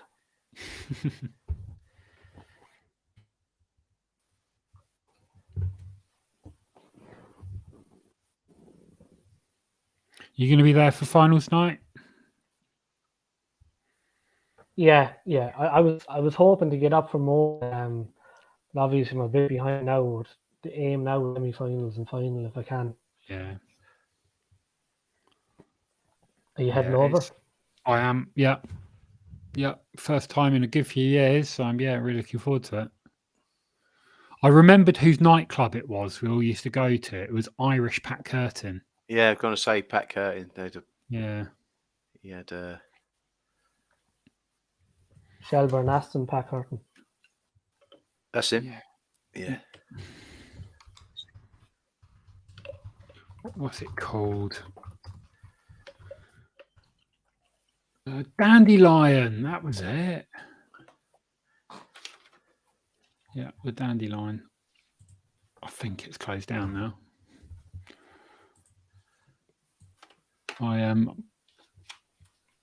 My last company, I went over a bunch of lads from work and took them to Copper Face Jacks, which was an experience.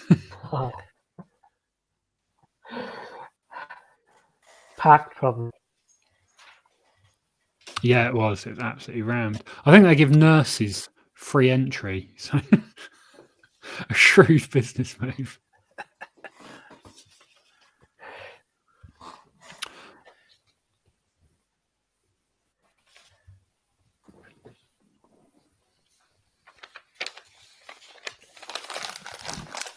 There you go. Nightclub chat from videos and stuff. Dandelion Bar, now called The Bar. Are you new videos and stuff, or are you rebranded? I've got a feeling I might know who you are, but I might be wrong.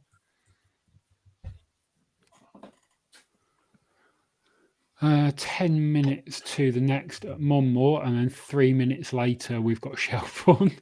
So let's do Shelbourne first. Won't get the readies on quite yet. No Cape Cloud, which would have changed the complexion of the race a bit, given his early.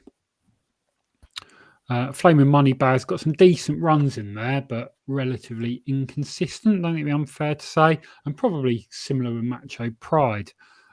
Hello Hammond obviously got some. It's never far away, is it?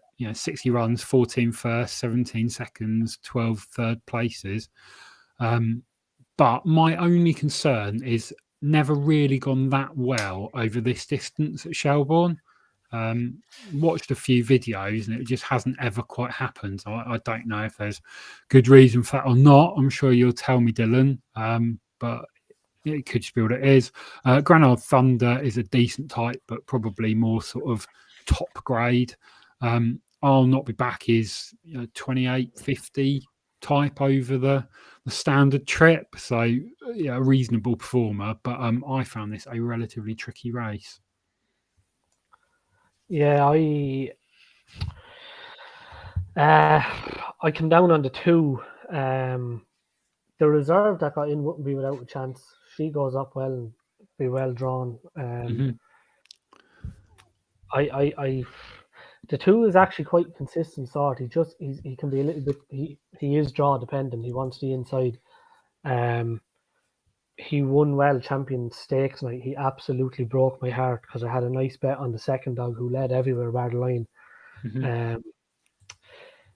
I come down on 2.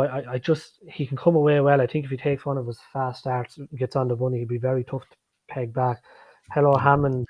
I don't know. There's just something about Hello Hammond. I agree. I can see what you're saying about him over the trip around Shelbourne, but for an August 18 dog, he's running as well now as he's ever ran. So the 6 dog is very interesting, but I just fear she might need to run.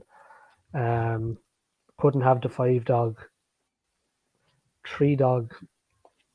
I don't even know what to make of him. So I've come down on the 2 dog, but I'd be a little bit worried about the reserve up the inside. I'm just having a look at Ballymac Run. So what we got, a 28.53 Shelbourne, 28.59 Cork. That's a pretty decent run. What else we got? Second behind Gaston Picasse.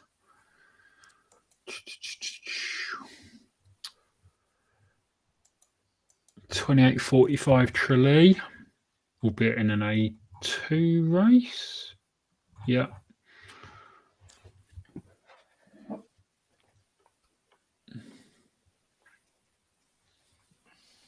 Yeah, not a bad sort.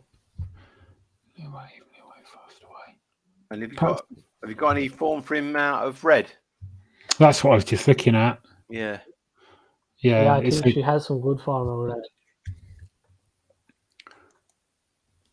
I must admit, I was the same as you, Dylan. I'll give 2 a life here.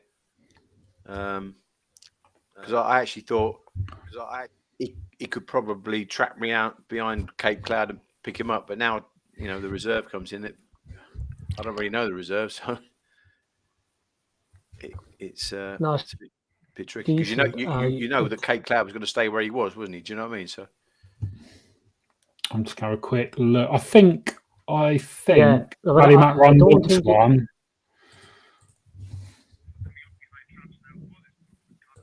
Yeah, she's got some really good form over 1. I think she's run 2 or 3 times over 1. But she's only won 3 races, so yeah, she doesn't move off. She stays around out of 1. Yeah, she's gone very well that last run. Very brave at the bend. Bit all over the place. Switched back out wide on the run in.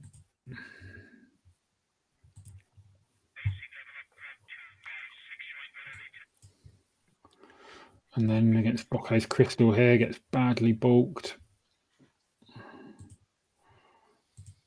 type game. It's not. I don't think the one's going to be far away in this. No, I think she'll squeak out it.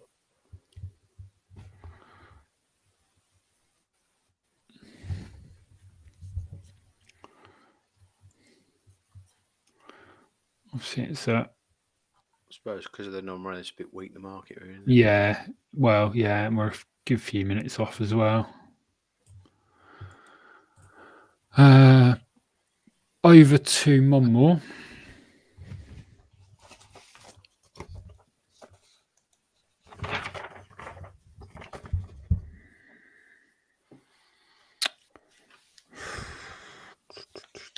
You probably know what I fancy here.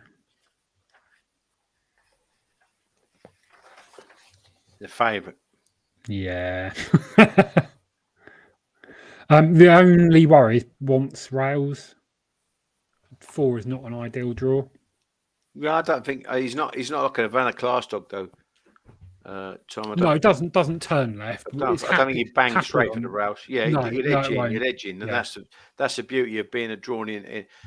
You know, if you know the traits of the dogs, whereas Havana class, you know he's going to go in the B line straight for the rails, whatever happens. Yeah. Whereas Brookside Richie will just edge in. He won't do anything too dramatically. Yeah. But although 3 showed a bit of early the other day. Yeah. Sign Otis isn't devoid of early. Move over Charles smashed out. Yeah. As well and ruin me, but yeah. I mean, the outside looks like it's going reasonably well, which obviously draws your attention. So. Ninja Kerry, who's capable of a decent run. Well, yeah, he is, but he's just not. He didn't break last week, and yet it's funny because I think they had him middle when he got 2, didn't he? And in the the Sussex Cup final, and in the semis, and and it didn't really worry him too much, and yet, yeah, he's definitely got pace. He showed pace when he was in the derby as well. He showed pace, but it's whether he starts or not, you know. Yeah, it is, and that is a big if, isn't it? Yeah, because I don't think he's going to be back running Brookside Richie. I don't think anyway. No, and if Old Fort Chicago holds its pitch, it's going to be relatively difficult to get around. Yeah, can smash. Smash.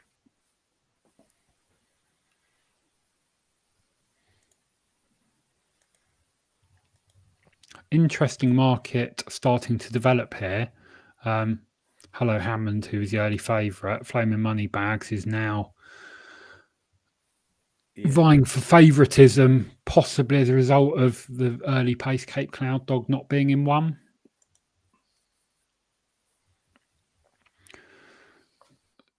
So do you make there a bet here, Dylan? I'm here humming and hawing myself to back 2.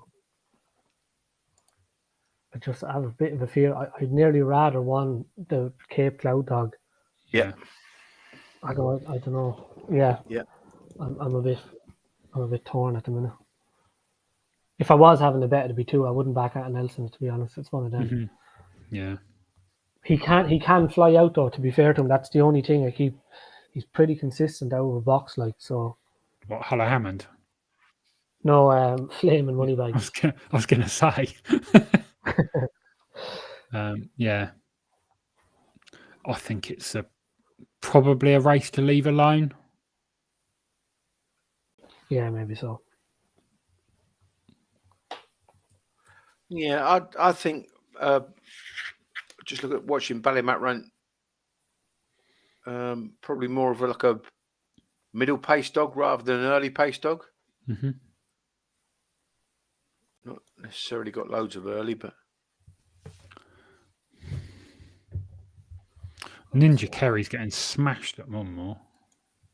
Yeah, the ground again. Yeah, and I suppose they think it might get a better break, but yeah.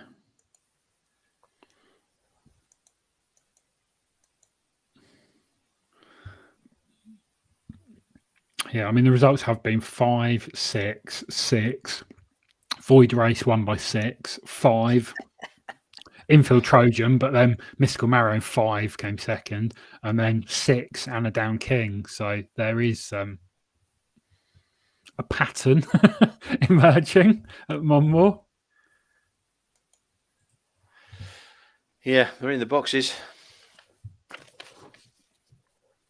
Brookside Ritchie then track 4, the odds on favourite. Money though for 6, Ninja Kerry for Belinda Green, the Hove Raider. Here approaches third semi-final of the Gold Cup. And they're away and racing. And it's 1 and 3, the first to break the tapes. Chubby's Best shows early into the turn, just in front of the red, who's muscled his way at the front here. Move Over Char goes on now and races a length clear at the halfway stage. Chubby's Best is in pursuit in second, trying to pick up his Sign It Otis in third, and Brookside Ritchie just in behind that. And in comes Ninja Kerry, tailed off at the back is Old Fort Chicago. Round in the last 2 turns, and Move Over Char, an improving Greyhound for Angela Harrison, goes on and scores nicely. Getting up for second is Sign It Otis to grab that all-important qualifying spot in front of Chubby's Best.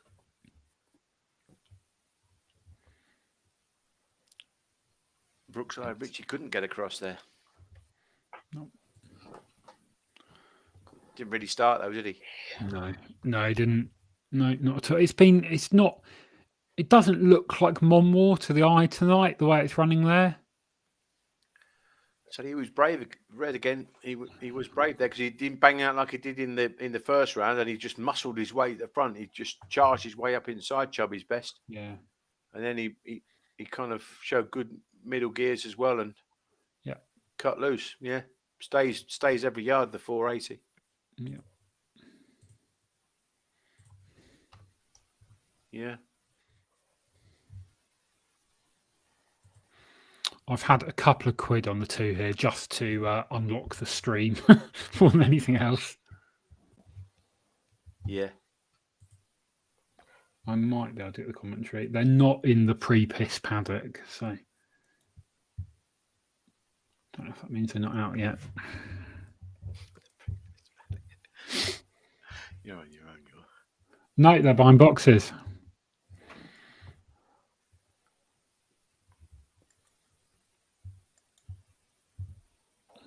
Good start. Come on, Ian. Give us a good start.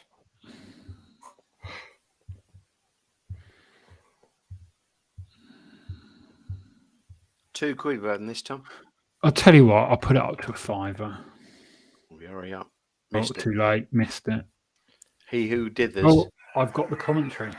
Heat 18 of the Boyle Sports Derby in 1 Ballymac Run, 2 Flaming Moneybags, 3 Macho Pride, 4 is Hello Hammond, 5 Grenard Thunder, 6 I'll Not Be Back. Here up behind boxes. Racing, good start by Trop 2, Flaming Moneybags, never misses the kick, leads into the turn, Ballymac Run on his heels, then comes Trop 5, Grenard Thunder, and now 3, Macho Pride, slips into second, it's 2, Flaming Moneybags, Macho Pride, force a check across heels, 1, Ballymac Run, coming with the charge to that third bend, Hello Hemmons at the back, has lots of work to do, but it is Trop 2, Flaming Moneybags, here comes 1, Ballymac Run around the outside, off the final bend, Flaming Moneybags, Ballymac Run, but it's Flaming Moneybags, what a star this fellow is, holds on and scores from 1 Ballymac Run. It looks like 3 Macho Pride may have just held Hello Hammond, who absolutely flew home. The winning time, 29:56. Tremendous run by the likeable Flaming Moneybags. He wasn't too likeable 2 weeks ago, let me tell you. Do you think Fortune backed him that night? Right? Do you think he might have had a few quid on? Do you think? Yeah. I was convinced when I watched the runs of Ballymac Run that he would clear him as well. So, but he only just cleared him. Consistent over box. Yeah, and he stays well. So the last night he ran, I thought he was in 4, and the dog I backed was in 6, and I thought he can't win over 4, and he turned second. Yeah, and he just done me on the line. I thought I was going to get sick because I do like him. Then you know if you don't like getting beaten, but you know, and it's a dog that you have to not like him for a few hours now till I get over this. Mind you, you greedy bastard, you just saved him at 7s. What's the matter with you? Was that Crafty Bonanza, that race, or was it Born a Warrior? Crafty Bonanza, yeah. Yeah. Fucking 9-2 and 7-1. Yeah. That Ballymac run has done a huge amount of running in that race. It's got absolutely chopped and then had a decent go at going past. Given that there's like A3, A4 dogs that were in the Derby, and obviously that's not got in despite being, A1 minor open, how's that happened? Have they just pulled? Did Ballymac run not get in originally, or have they just pulled it out of the hat? What's happened? Don't know. We don't understand that. I don't know. She actually 2 runs ago she was in the final of the good bitch stake in Cork. She actually went off 5-2 in the final. So yeah, I don't know. I was literally just going to say, because I said earlier on that the reserves don't look up to much, but obviously reserves. Yeah. She's not bad.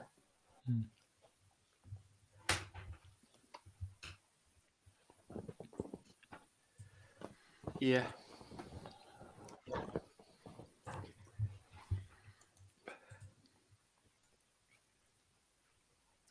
£2 in a winner, Tom. £2 on the winner. A winner's a winner. Yeah.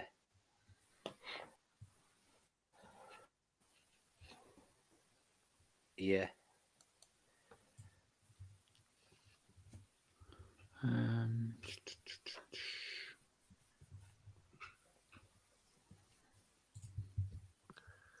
Once again, we've got 2 races pretty close to each other. So we'll have a chat about this one.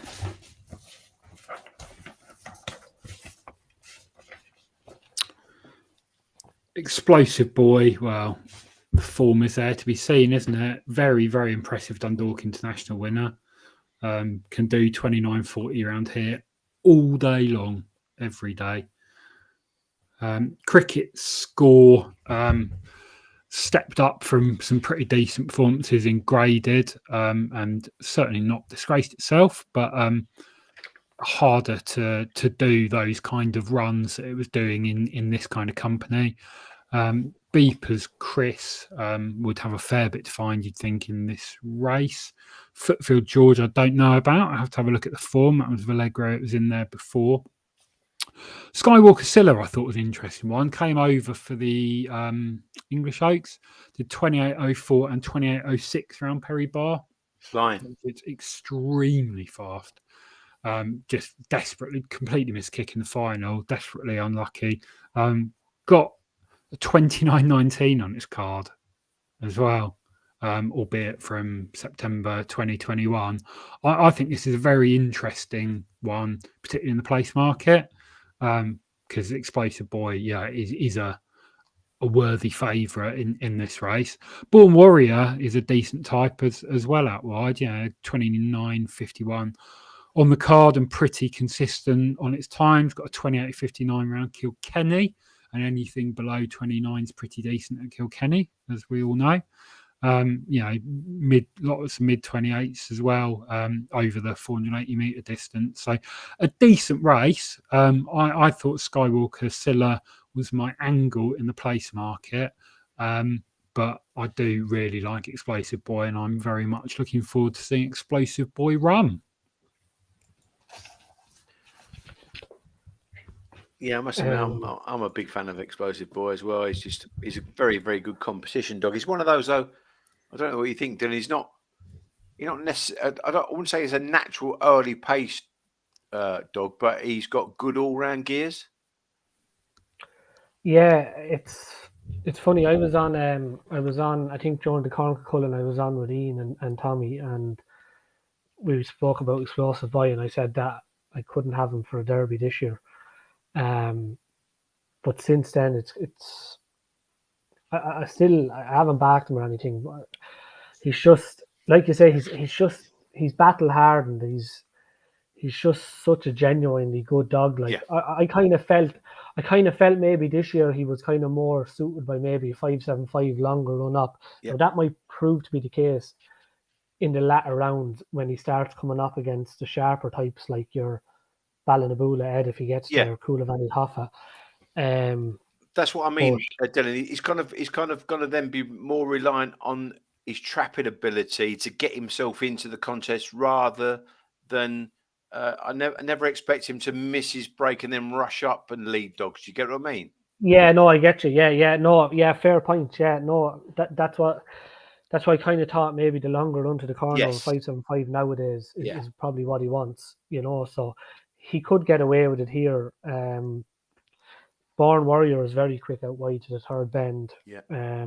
I was actually a bit like Tom. I really like Skywalker Silla, and she's obviously not the same bitch she was this time last year when she was doing the 29.19s, but I still think she's kind of coming into it a little bit, a bit of a dark horse this year. Yeah.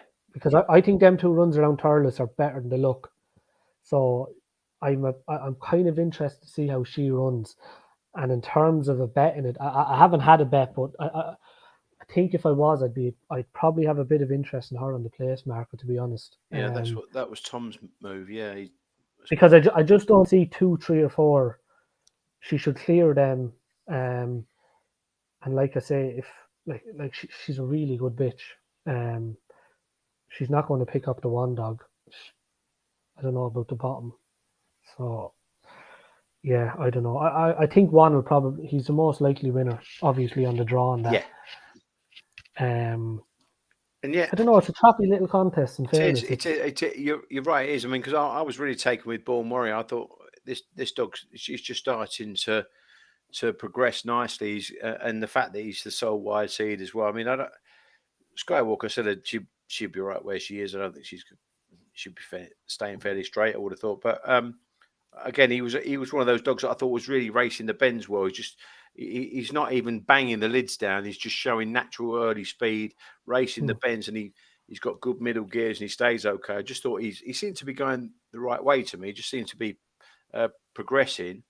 And another thing about Explosive Boy, I always fancy that he kind of just wants to be drawn off the fence a little bit rather than red. I don't think he's a track one specialist necessarily. And I get what you're saying is probably 2, 3, and 4 might not matter so much, so he'll get away with it in that respect. But and the things with Patrick's dogs, they always seem to. I mean, like with Good Cody, he smashed out, got himself in the race. It didn't matter anyway. Do you know what I mean? So yeah, the thing with the bottom dog as well is he's always impressive to the eye, and I always felt like you'd be looking at him and you'd be thinking to yourself going to the third bend, this lad's doing a serious run, and the clock was never always there to back it up.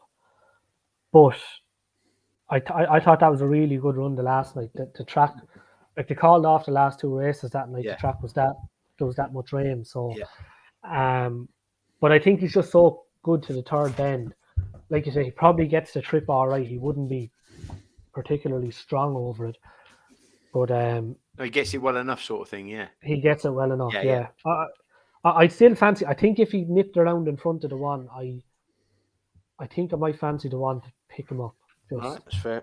That's interesting. Yeah. But like I said, I don't know.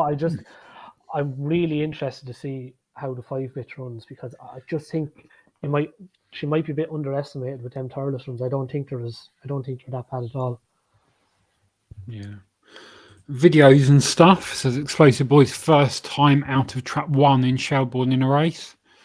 That's interesting. Is videos and stuff now so? Are you now so? Let me know.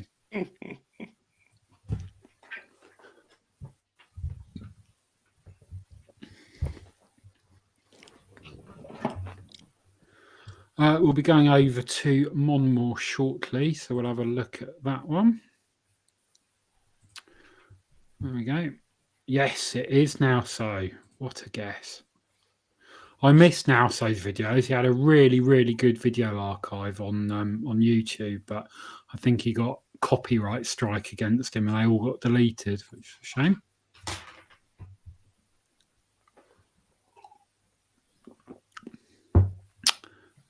Okay, sprint competition. We're at Monmore.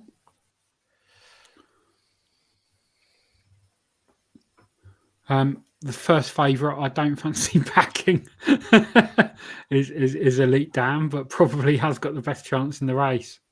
Yeah, no dangers. Yeah, I watched him I've just watched his vids actually. I watched him at Swindon out of 4 and he tore up, and out of 2 at Monmore as well. And he just seems to have nice early pace. Yeah. Yeah. On the But inside. it's a sprint. Anything could happen. And it's been funny old racing at Monmore tonight. Yeah. I like laying a shorty in a sprint race. I know that's a bit of a generalisation, but I'm there's a bit more merit and science to it than that. But if I'm going to be laying a short price favourite, I like to do it in a sprint. Well, who's going to beat him then? Well, you got the field running for you, I suppose. Yeah, you have got the field running for you. If it doesn't go perfectly for him, Kawasaki Cashin is not without hope. There was another. Yeah, Aero Dylan. Yeah, Aero Dylan.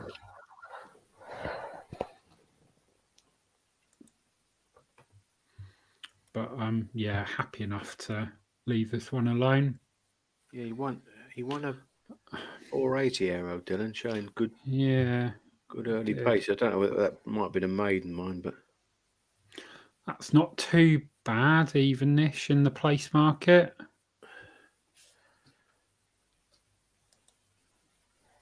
I need to look at this dog, Kawasaki Cashin.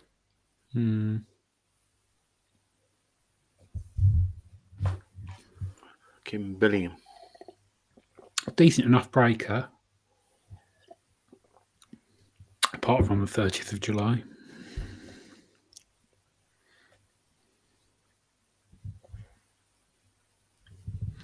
There we go. Jacob's right. Aero Dylan has done 28 dead very quickly away. Yep, 16th of July. You're quite right. See, I'm warming you up to my theory now. I can see it in your eyes, PL. I'm just watching this Kawasaki Cashin against Gougain Jet. That's got so many Gougain Jet. Beat Kulavani Galev as well. Jeez. I did the main races. I didn't do these sprint ones.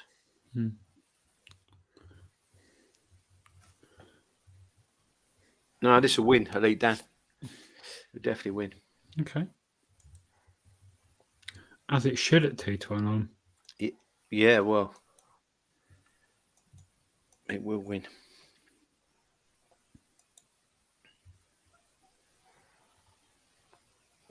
And then we've got Shelburne, 2-1 Explosive Boy, 9 or 10 Skywalker Silla, and let's have a look. What do we? Warrior 4.4 is he? Something like that. 4.5. In what for the win? Yeah. Spawn Maria 4.5. Yeah, Skywalker Silla 2-1. Yep. Yeah. So you going? So Skywalker Silla. Then. So what price should she be a place? Ideally, I'd want about 3 on there. You won't get that. What, no. 3 dead or 3-1? Yeah, 3 dead. Yeah, so 2-1, yeah? Yeah, 2-1. Yeah, I mean that'd be a. That's what I'd like, but then I'd like an 11-inch penis. That's not going to happen. So. Yeah.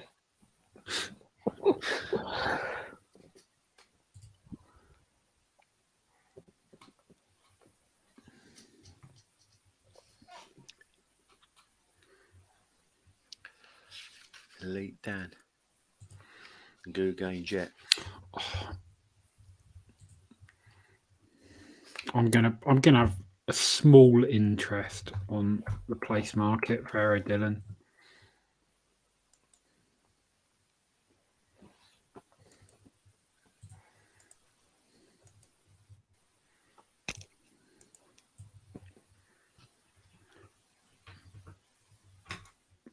We've made up the time, which is good.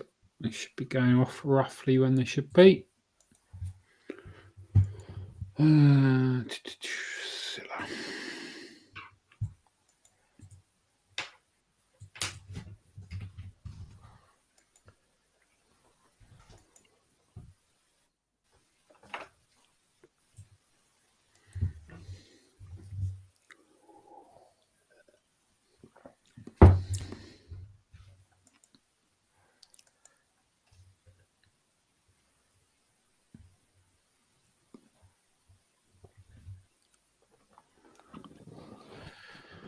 Right.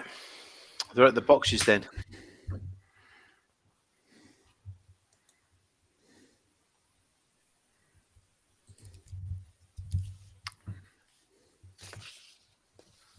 Four to 7 into 2-5. Elite Dan. Hot favourite. Her approach is heat 1 of the 264 sprint. The drives and away and racing. Elite Dan has come out and shows early into the turn. One will lead from 2. Then comes 6, 3, 4, and 5. That's the order. Elite Dan with Kawasaki Cashin now on the shoulder. Elite Dan now has pressure and up on the inside, brushes shoulders with Jaguar Brett. And it's Kawasaki Cashin that goes on to win in the end from Aero Dillon. See, CPL, you lay the favourite, you back the place. I don't know why he had the race at his mercy and ran off. No, really weird. Really, really weird.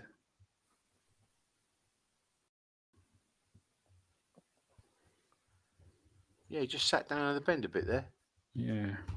He didn't attack the bend at all. Ran off. Ears went up.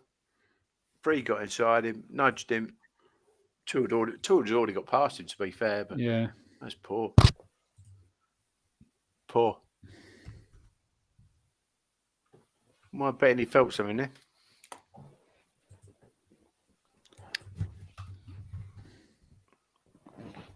That's impossible for him to get beat in front. Yeah. You knew, Tom. You knew. I just like to make sweeping generalisations, and occasionally they come off. But that's all right. We'll take that. We will take that.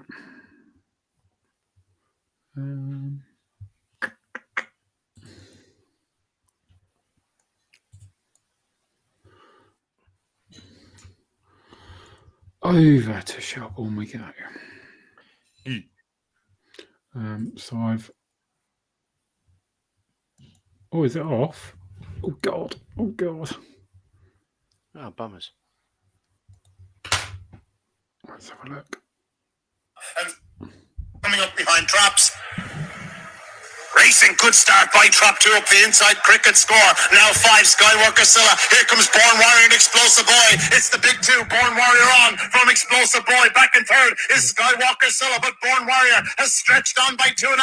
Explosive Boy has his sights set in the leader. 3 improves. Beepers Chris to go third, but out front and it's still 6, Born Warrior. 1, Explosive Boy trying to get at him, but 6, Born Warrior drifting wide. Leads off the final turn. Explosive Boy, 1 last turn. Oh, what a finish. Desperately tight. Born Warrior on the right side. Explosive Boy charging home on the inner. The winning time, 29.64. There's nothing in it. Race of the night, that.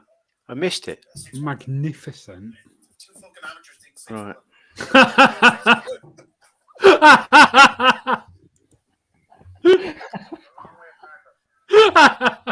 Oh, good God.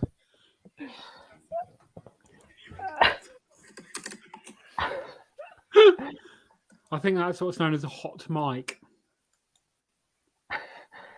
I tell you, if he's got beat, that is some run from Born Warrior. I don't think Born Warriors won. I think Explosive Boys won. I think Explosive Boys won, but you'd be surprised how much it favours this side. Really? Yeah. Yeah.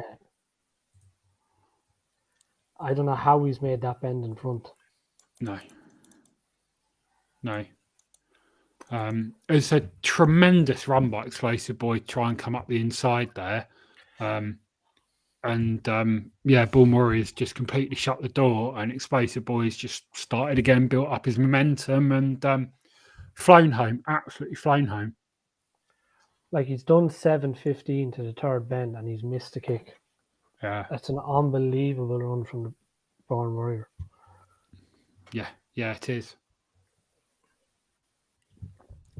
He's second last out. And he still clears the bend a length in front of him. Yeah. That was a really good Tom. buckle.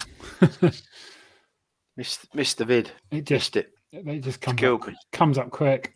Comes up quick.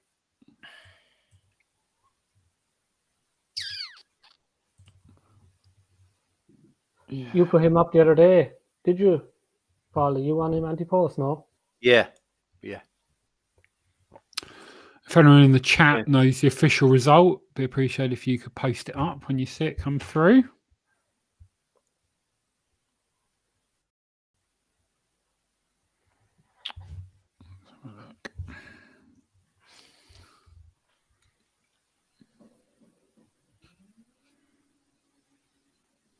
Yeah, explosive by 165.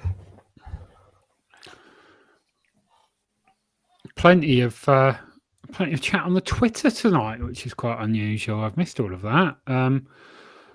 Burrawatty followed the boys in on Annadown King. Good. 30 odd. Paul Wing talking about Monmore. Absolutely farcical what's gone on at Monmore. How many times will this sport shoot itself in the foot? Agree. Dave B has got the double up of us on one screen and the racing on the other. Good lad. And Burrawatty's got move over chart in the place market as well. Very good. Very good. Very good. A word from our sponsors now. If you see on the banner at the top, if you haven't got a Matchbook account and sign up using the code Watchalong, you can get a free bet if your first bet loses. Up to £30. There's a few T's and C's that you can see on the website.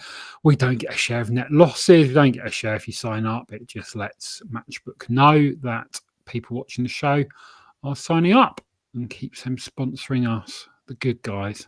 So if you haven't got a Matchbook account, if you could sign up and use the code Watchalong, you do so, it'd be very much appreciated. Thank you. Right, back to normal service. What have we got next? The 902 at Monmore. Lay the Fav. You know the score, Dylan.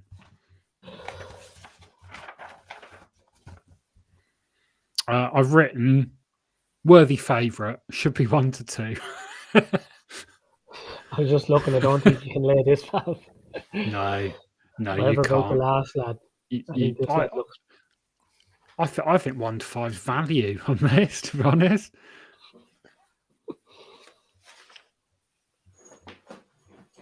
How do we get it beat? Misses the kick again, in which case still wins. Crossfield Larry. We know Raoul McCoy, obviously, from Romford, always up against decent types. You know, you look back on the last few runs. You got Moorestown Victor, Stories Direct, Carter Bar, always in those top races there. Got a 23.86 around Romford and a 3.71 split. So yeah, a decent type for Raoul McCoy. But obviously only a 15.72 on the last one here, which was back in June. Against Chubby's best, but was crowded in that race. So I had a look back at the form and couldn't see much else in its sprinting history that made me think it would be a serious threat to Gougain. Are we going to go Gougain for the fives name? Gougain Jet? Yeah, he looks. It'd be tough to beat. Would 3.71 up in Romford would be rapid enough, would it? It's decent. Yeah, it's decent. There's not many that go close to 3.70 these days.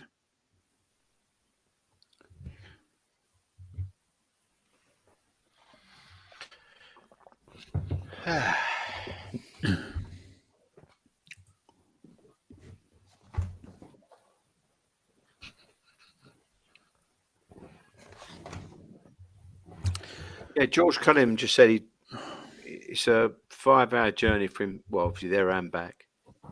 Yeah. And twice in 4 days, and he gets knocked out by drawing straws. Yeah. Cool. Yeah, if they stop the hare at the first bend, fair enough. But they've run a level enough race there. Yeah. And what was the issue? The traps not opening properly, or Yeah.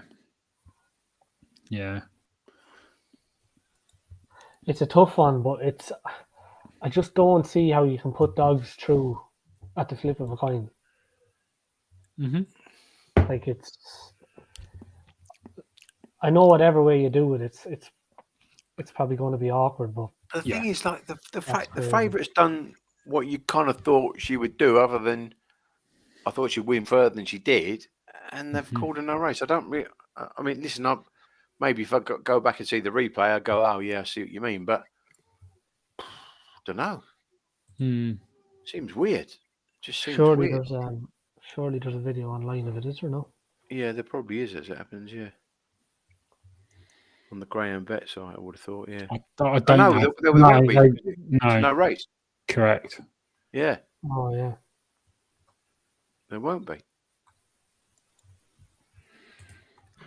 That's mental. It is mental.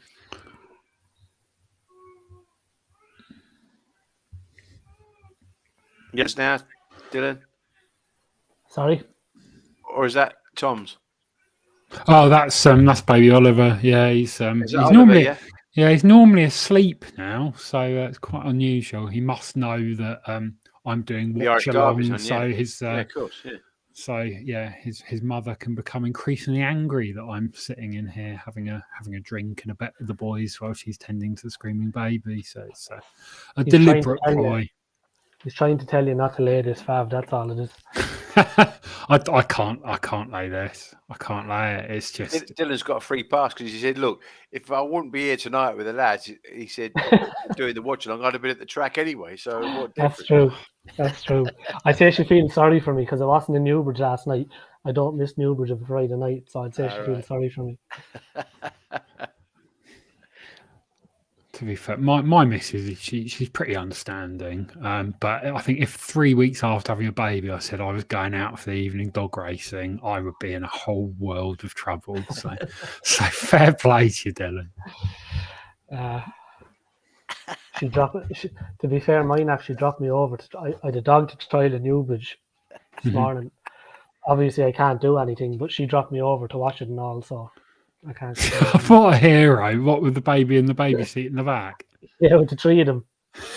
And I won't mind, it was the one morning where usually you'd go in, you wouldn't be held up too much, but it was the one morning where there was a few ahead of us, and the baby was obviously, it was a bit windy, so she was going to stay in the car with her. I'm on crutches, so I wouldn't have managed the other two because they're wild enough. The young lad came with me. He's all right. He's a bit of interest in the dog, so he was grand. The middle one wanted to come with me, but I just wouldn't have been able for it on the crutches. And as I was standing in the stands waiting on the trial, I could hear her out in the car park crying in the car. I was like, oh, come on. So it was just an absolute shambles. And then to make it worse, we finally came to our turn. And Mo, who drives the hare, came down. He said, I'm just going to roll the track for you. He says, give me 10 minutes. I said, oh, never get out here. Brilliant.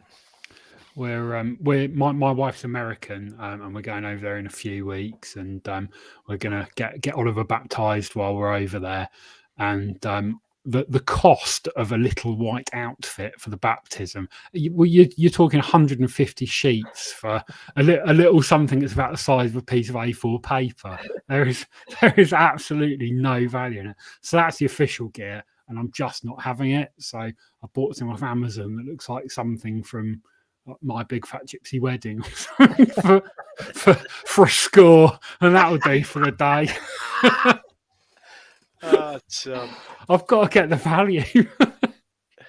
For the sake of a few hours, he won't know any difference. It's pretty bling as well. It's going to be good.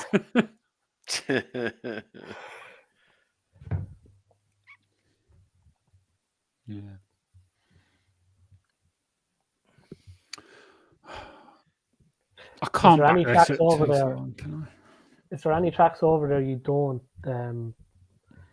You're not so keen on having a bet on, or is it just Kinsley? Yeah. Oh yeah. Never really been that enamoured with Kinsley. I've never been able to do Newcastle, which for a nice big galloping track seems really weird, but I just can't get my head around it. Nottingham as well. You used to be big on Nottingham, but I used to the do those tracks. third bend could tame lions. I used to do. I did Newcastle. I got pally with a lad, Mark McLaughlin, who when I was guest on Racing Post TV, I couldn't get the Saturday night videos for some reason. I can't remember why. And he said, "I'll help you if you ever need in the open." Got pally with him, and we ended up owning dogs together. Mm-hmm. We owned. We had. Do you remember Roxanne Magic? Yeah, of course. Yeah. We got her off of Guilfoyle. She was magical Kitty, because her kennel name's Kitty. Yeah, and we owned it. We had Roxanne Dream. She won the St. Ledger for us, and I think Roxanne Magic, she won Untold, and I think she broke back 5 or 6 track records. Was she brindle bitch? No, she was a white and black bitch. The Roxanne Dream was a brindle bitch.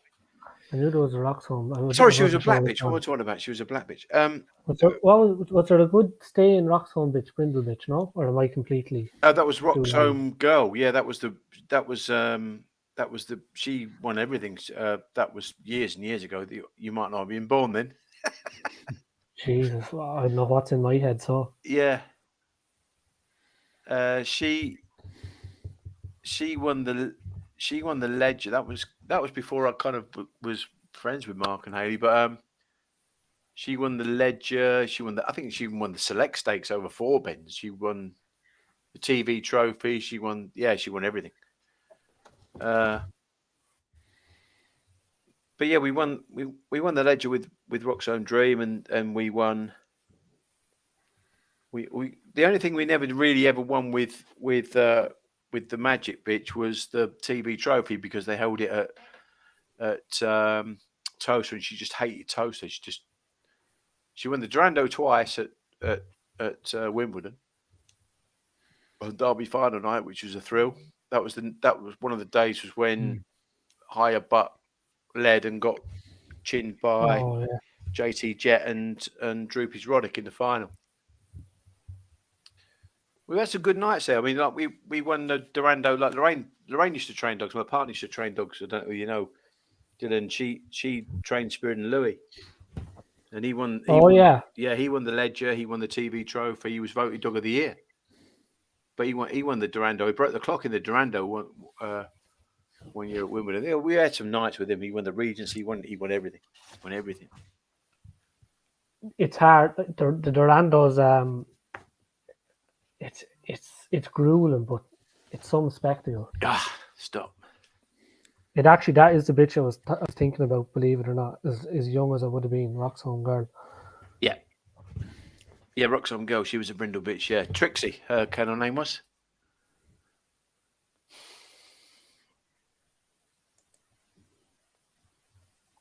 This has gone from 2 on to 2 to 5 as well. 2 to 7 in the ring, but 1.4 in the exchange.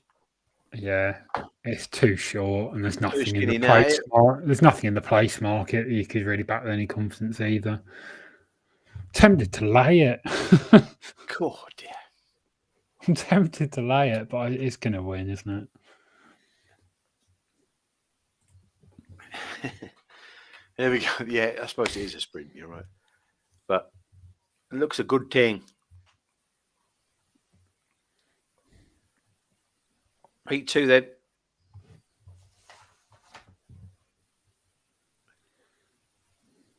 And away and racing. Fairly level line leaving the gates, but the early zip from the orange goes round in front here. And Gougain Jet set up a 2-length lead coming out the second turn in front of Nadine's Escape as they turn for the judge. It's all over by the shout. In 5 wins it well in the end from Nadine's Escape, just in front of Crossfield Larry for the minor medals. Yeah, it was a level break, but that's all he needed. Yeah, it was. Yeah, it was just a relatively clean one. Nadine's Escapes run pretty well in second at a big price. Yeah, because probably broke marginally behind him and actually showed a bit of early into the turn to turn second on merit. Yeah, it's a fair shout, Tom. Yeah, had to check up a little bit as 5 cut just across. Tap the brakes a little bit. Yeah, but faded away at the end. Obviously, a sprinter that is kind of after a shortish trip. Sprinter, yeah. Very good trainer, Carol Everall. Right, we've got to very quickly dash over to HQ and decide whether we're going to back Kilgraney Sydney at this price. What do you think, Dylan? Yeah, he's a bang railer. He'll be hard beat out of that box. To be fair, I think it's one of those unless he misses the up or something. Two's decent, but off a level break, Kilgraney leads her up. I just kind of had it between 1, 2, 6. 3's no chance. Good, sorry boy. Yeah, let's not mess about. We're getting to that point in the evening now, PL. Got to start taking this seriously, haven't we? Yeah, a 29.51. It's got its cards to the right, and as you say, perfectly drawn. Sunshine Dream's a relatively strong runner, isn't it? He's decent. He's I just don't think he'd have the gears of Sydney to the bend if, like I said, if they come away level or whatever. No. Peachtree East been a good introduction to racing, just flown through the grades, gone A7, A6, A5, A4, just winning all the way through. And that's a nice way to bring your greyhound into racing. He's never actually bettered. He's never bettered it. Sunshine Dream in 3. Peachtree East 4. Yeah. 5 Ross Damon, 6 is Crafty Bonanza. They're up behind boxes. Racing, good start by 6 on the outside. Crafty Bonanza never misses the kick. That's a very good start by 6. Oh, go on. Good boy. He leads by 4 lengths to in second 6. Crafty Bonanza and Peachtree East 5. Ross Damon proves once again after early bother, but out front. Oi. Really, Sydney clear around the bottom 2 bends. Ross Damon has shown huge pace to go second, but up front, Kilgraney Sydney in a league of his own wins well from in second 5. Ross Damon, it looks like 2. Sunshine Dream may have grabbed third. The winning time 29.64. See if there's any more little bonuses from Ian after that. 29.64. 29.64. Yeah. Do you know that's what I call? He went into the bend with his eyes wide open. Yeah. He really wanted that, didn't he? Yeah, he did. Crafty Bonanza. If you own Crafty Bonanza, you will be feeling very sad right now. Yeah. I wrote this is an easier race than a lot of his previous ones. Could get loose here, and I thought it was going to. But Kilgraney Sydney just incredibly brave into that bend. Yeah, he was. He was, mate. And most importantly, PL, a win for the good guys. That's it, yeah. It's one of those races going to the third bend, you look at your card and say, what is the 5 dog? I didn't think he had that in him at all. No. Yeah, I wrote, which is unkind, but on my notes I wrote no chance next to it. I have on mine good sprint lines, but never better A1 over 4 bends. Yeah. And then there you go. Goes and does that. That's probably actually unlucky. He's had a comment. Some of them I just leave blank. Like there's one in the next that just has a little X next to it.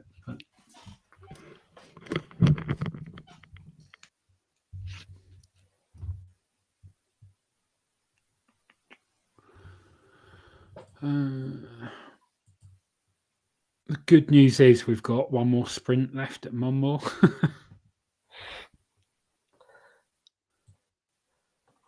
But not for a good few minutes. So how do you get into greyhound racing, Dylan? I just, grandfather always had a few dogs. I spent a lot of my time with him when I was younger. So I was hooked fairly early. I got a job when I was young enough, and with a friend of the grandfather's. I was with him for a few years till I kind of got old enough to actually. I moved to Fraser Black then had 2 spells with Fraser, and yeah, went from there. I keep a few myself now. Do Not you? major. Yeah, I did. I have 2. Well, I've only 2 at the. Well, I have 3 10-month-old Broadstone Bono pups, and then 2 dogs kenneled up racing. Well, they haven't ran for me yet. We haven't got them that long, so hopefully one of them's entered up. He should be out in the next 2 or 3 weeks. The other lad's probably 5 or 6 weeks maybe. So. And you're Not a training major. them We don't. yourself? Yeah. Just a bit of crack. What we kind of tend to do is there's a syndicate friends of mine. We kind of look for something relatively cheap that you think you might improve a bit, and if you do, well and good, try get a bit of crack out of them, and if not, just move them on. So, Yeah. That's great. I'd love to have a go one day, but it's hard to do it in the UK. We don't have our gardens aren't big enough to train a greyhound. Well, funny enough, mine isn't. I actually keep mine I keep all my dogs in the grandfather's house. So Okay. It's almost like I get up in the morning and I'm gone for the day. It's just like another job, either. Yeah. So I'm trying to get. I'll try to get a few more in. I've actually looked for the license and all, so just a private license to have a handful, So Brilliant. Yeah.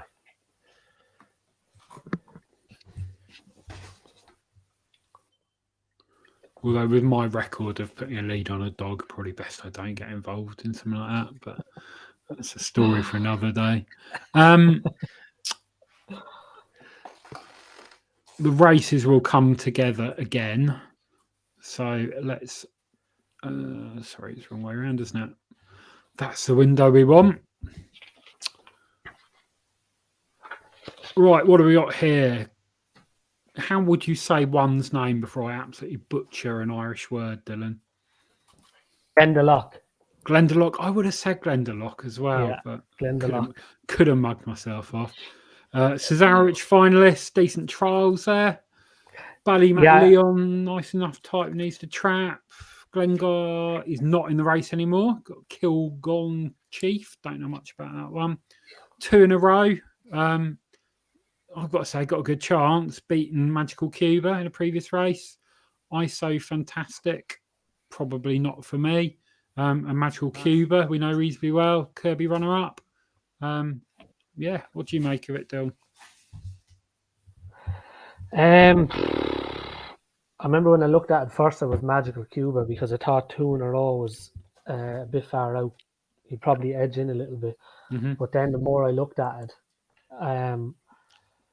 he's just 2 in a row is one of them. He's usually so good out, like consistently good away. But he missed it in the Champion Stakes final. He only did 361. And I just don't think he's the type of dog to miss it twice.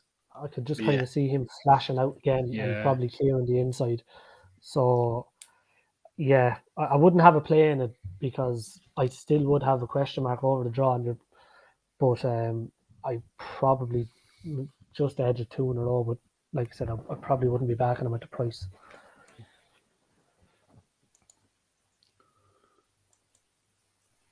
Two is interesting. If he found his trapping boots, but he's been very poor away lately. But he can run. He showed speed in Toaster as well. Dylan, I quite liked him, and he, as you say, he's just not quite consistent. He doesn't do it on a consistent basis, but he's definitely got loads of ability in my eyes. Yeah, but he's one of them. If you were having a bet against him, he's the type of dog you'd be really wary about because you know what he can do if he hits the lid.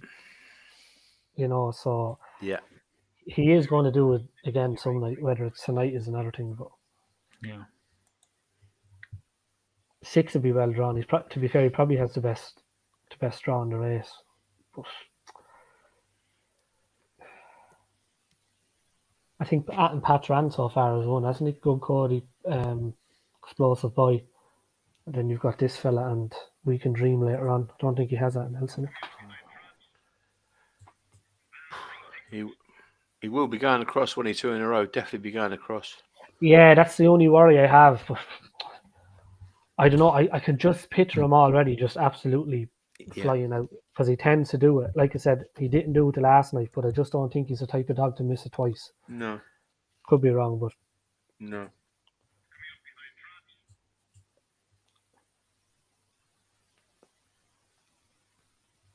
Yeah, I mean, I'm just watching him. He ran on the 16th in Shelburne out of 4, and he broke level with Bocco's Budget, and he outpaced him a length and a half into the turn. yeah, So, he's really good up. Like, yeah, that was a good race. I think that Bocco's Budget, I think, picked him up down the back. I think he came back and beat him. yeah, he did. Yeah, he got chopped off at the third bend as well, by the way, but. He ran really well in the Champion Stakes after missing it. I didn't think. I didn't think when Traps opened, I wouldn't have fancied him to be second at all, let alone get within a length and a half of the winner.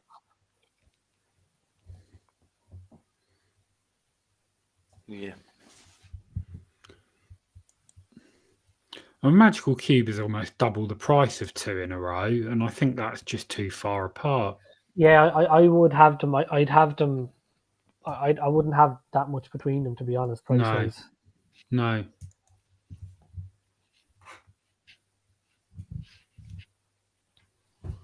No. I think if 2 in a row was in 1 or 2, I think you might have that sort of difference. But I just don't see it on the draw.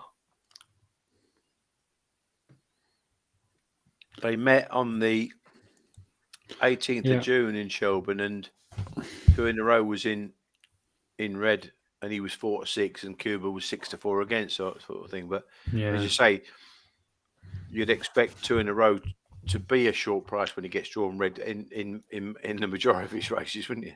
Yeah, I've just watched all the videos of Trap 3, and that dives rails. I was just going to say, I think the fact that there's a difference, the reserve that got in, I think might have played a part as well, because Glengar Scholar obviously would have been a classier type. Like, I think the dog that gets in, if I'm not mistaken, I think he's still A2 grade after 8 runs, and he wants to be further into the fence. So, as for Glengar Scholar, was probably the opposite in that he probably would have went up middle.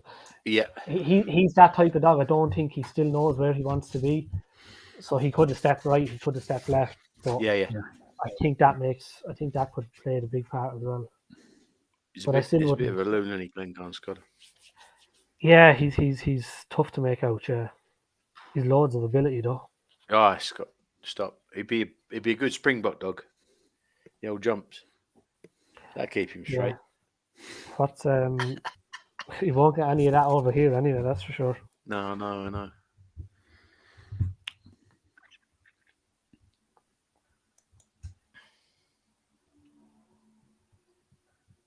I've had a little play at Monmore while we've been looking, just because the price on Across the Field's it was a lot bigger than I thought it would be. A bet and sprint. A race, no odds on shots, is there? Or is there? Aero Squeak has won over 630 metres and is here in a sprint. That's mad. Yeah. Won over 630 and led and got caught over 480. Yeah. Yeah, I don't like dogs switching between distances. I really don't like dogs switching like that. And especially coming down. Going up, fair enough, but coming back down, I'm not a fan of. And Across the Field has been putting in some reasonable enough runs. So, I made Across the Field about a 2-1 shot. So I'm reasonably pleased with that price. Yeah, Jacob agrees. 6 dog won an open race, 6 bend race, and 2 weeks later wins a D1. Weirdest thing ever.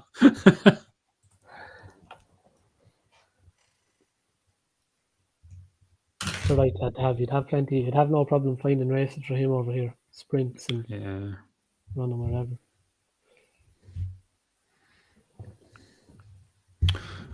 Someone in the chat says PLO sent you a direct message on Twitter. Hopefully, won't be a photo of their penis, but only you will find out. Ah. Oh yeah.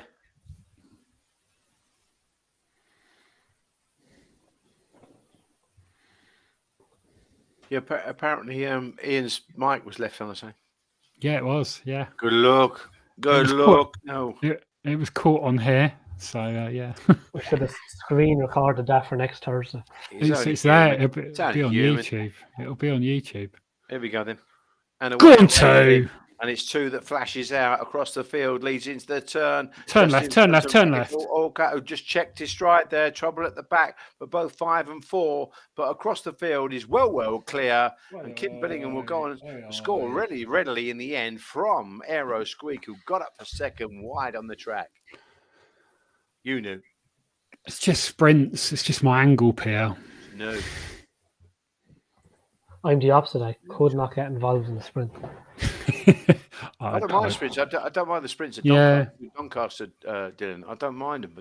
Honestly, I don't mind them. Especially when a Doncaster's a really good run to the bend as well. So kind of speed wins, you know. Yeah. Yeah. I know what you're saying. I mean, I would rather bet in a sprint like that sprint at Monmore than I would a 6:30 where you've got a bang and turn. That's I'm all about too. speed, me. I just want to be. That's why I suppose the Derby 550. It's a longer run to the turn. Do you know what I mean? So, yeah. Anyway. Them short run to the bends are nearly a lottery. What we got?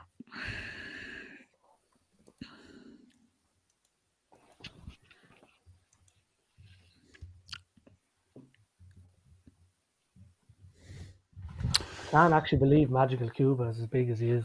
I know. I keep thinking that. I do keep thinking that. I'd say he'll only shorten. Yeah. Usually the markets tend to level themselves out. There he goes. He's going. He's big, isn't he? Yeah, it's leveling now.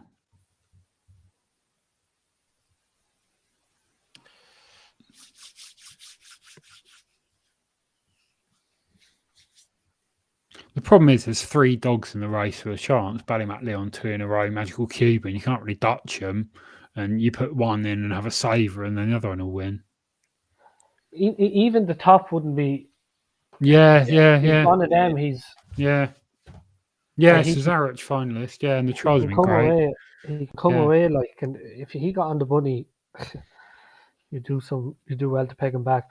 If I'm not mistaken, I think he's changed kennels since he last ran. All right. He used to be with Liam Curley used to have him. He's not down to have him anymore. And if I'm actually not mistaken, I think he was actually on the data, Greyhound data for sale. 2 in a row, he's getting a price now as well. Yeah. I don't know what to do. No. I don't know what to do. I think I'll just leave it. What do you think, PL? Yeah, no, I've not got a strong opinion here, I must admit.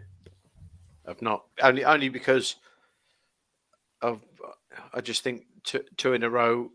It's a bit like it's a Havana Class territory, you know. He's just going to dive across and And if he hits it, he can lead. If he doesn't, then he's again, you know, you're in big trouble, aren't you? So yeah, you're almost backing him to smash out.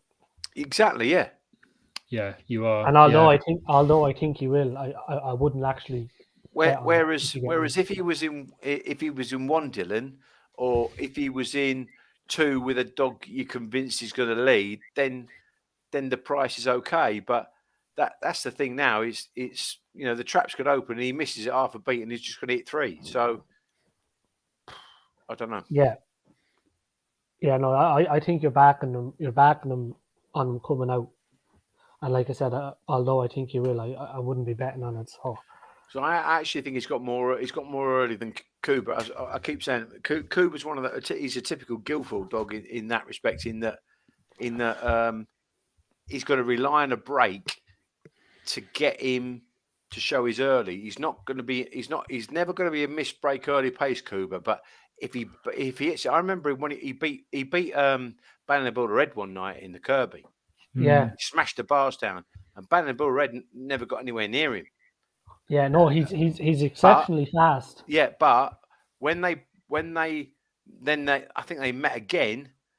But the Bull Red broke with him. He obliterated him, and that's what I mean about the dog. He's a fast dog when he gets it right for the boxes, Kuba. Yeah, and the funny thing is, his last run in Shelburne, even though he's trialed since, he's done a really good trial since. I didn't like him at all the last day. Not that I didn't like him. I thought he'd run well the last one. I thought he ran an absolute stinker, and I kind of couldn't get that out of my head either. That way. Yeah. So if he didn't have that run, you'd probably look at it in a different way and say I probably fancy him. Yeah.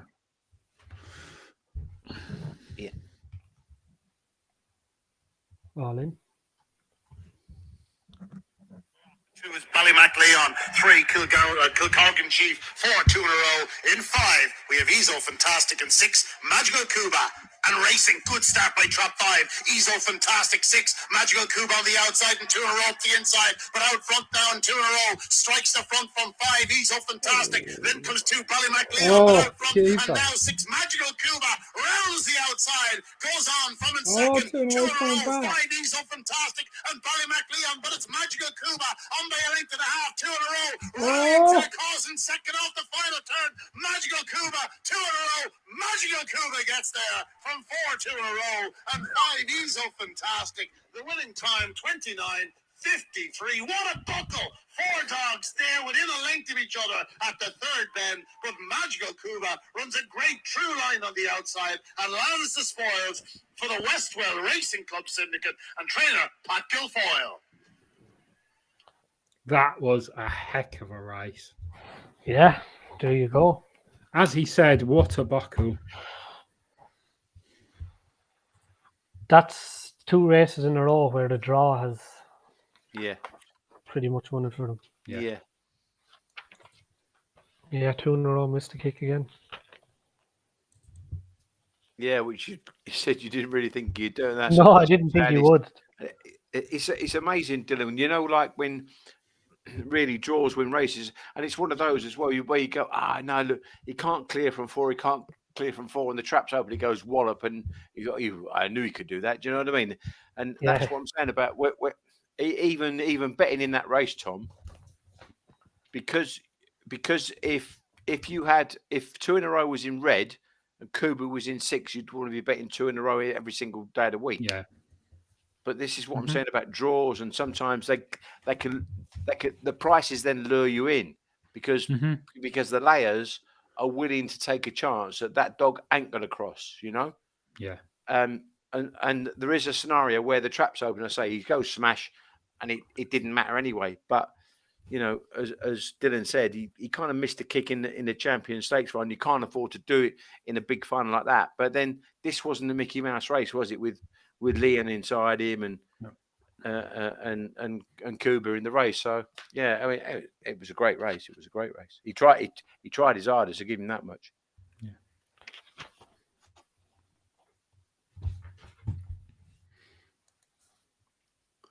Sadly, we're all out of Monmouth sprints for the evening. So yeah. Dear. It's downhill from here. But we've got 4 more races left at HQ. We'll whiz through them so we can get a bit of a game plan together. They're quite tough, aren't they? They're quite tough, these races. I think the finish probably the hardest to work out, to be fair, of the night. Yeah. Eddie Goodall's found a Callaway Masters in this one, who certainly is a dog in form. Droopy's Gloss, Oak semi-finalist, never had an easy race, and pretty well drawn, I would say. Then after that, we've got, this is a hell of a buckle, isn't it? Vincenzo and Sentimental Lad. We'll talk about that one nearer the time because there's plenty of opinions to be had there. Weekend Dream, that was one of Eddie Goodall's lays of the day, which is a bold one, reserving track 1. Another good context here. Sing along Sally Balnabula Ed. The White Flash. The White Flash. And then possibly one of the weaker heats. Well, there's some good dogs in there, but yeah, it's just been such a strong derby. Hold on there now. I have an anti-post bet in that one. Yeah, with who? Callaway Pro-Am. Callaway Pro-Am. Interesting. It was just one at a price. I kind of like throwing a big 3 figures. No, I couldn't. That's what I was saying. Usually in these derbies, you're probably like most, you're looking for something at a bit of a wild price, and I just couldn't. I couldn't get anything at 100 plus that jumped out at me. He was kind of the next one down that I kind of liked. Yeah. I'd written next to him, exciting prospect, kind of could be anything. I do like him. I was only saying the other day when I was on with Paul and Ian that I'm just not sure he's kind of ready for this. If you get me, but yeah, just at the price, I'd 5 plays. The other 4 are kind of more. Yeah, it's funny, Dylan, because I speak to Harry Finley quite a lot, and he would always say you'd have to have the tenner on just for the brain damage, just in case, you know what I mean? Yeah. So you don't bet him properly, but just in case he does go and win at a big price again, at least I got something out of it. Like. Right, so the next race up is Heat 22. We're cruising through them. Do you want to take us through the runners and riders, Dylan? Yeah, Ballymac Bronze in 1. I actually quite like him, but I've kind of have a question mark about the draw. It's his first run now with Puppy Company as well.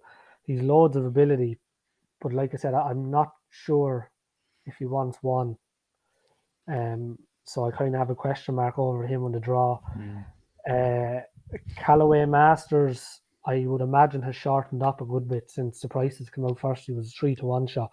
I'm not sure what he is now, but I thought in a really open heat with question marks over a lot of them, he's the one that's in form. If he keeps coming away the way he has been, he probably wins. To be fair, he stays well. Couldn't have the 3 myself, coming from A5 up to. I agree. That's quite a leap, isn't it? Yeah, it is, and he's no Shelburne form either. Now he could have had a trial around there, or she could have had a trial around there. I don't know, but I really struggle to back dogs without a Shelburne form line. I think it's so hard to win first time around it. So I couldn't have 3. Droopy's Gloss is funny because when I went through it first, I was against her because I thought she's kind of been a bit disappointing of late. But it was when you kind of go back and look at her runs, you can make excuses for her.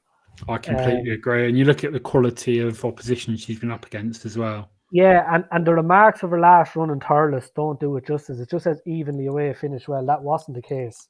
Yeah. She got shuffled right back. She ran extremely well to be second. I wouldn't have her as a Thurles bitch. Thurles, I don't think would suit her at all. Scooby Prince is one of them. I just can't make him out. I loved him earlier on in the year. Not so much now. 6 is genuine, but he's 39 runs. He's won 5. Probably hasn't won enough races than what the ability he has, but he's really well drawn. So I've actually backed Droopy's Gloss at the end of it all. After starting with not fancying her, I've actually ended up having a bet on her. But I'd fear the 2 dog. And like I said, I have a question mark over the draw for the top. So I'm just hoping she comes away. Yeah. I think if she comes away, I think you can kind of forgive her last few runs because I think there has been excuses for her. Dog for dog, that's exactly my reading of the race, Dylan. Yeah, completely agree. What do you think, Bill? I think I like 2.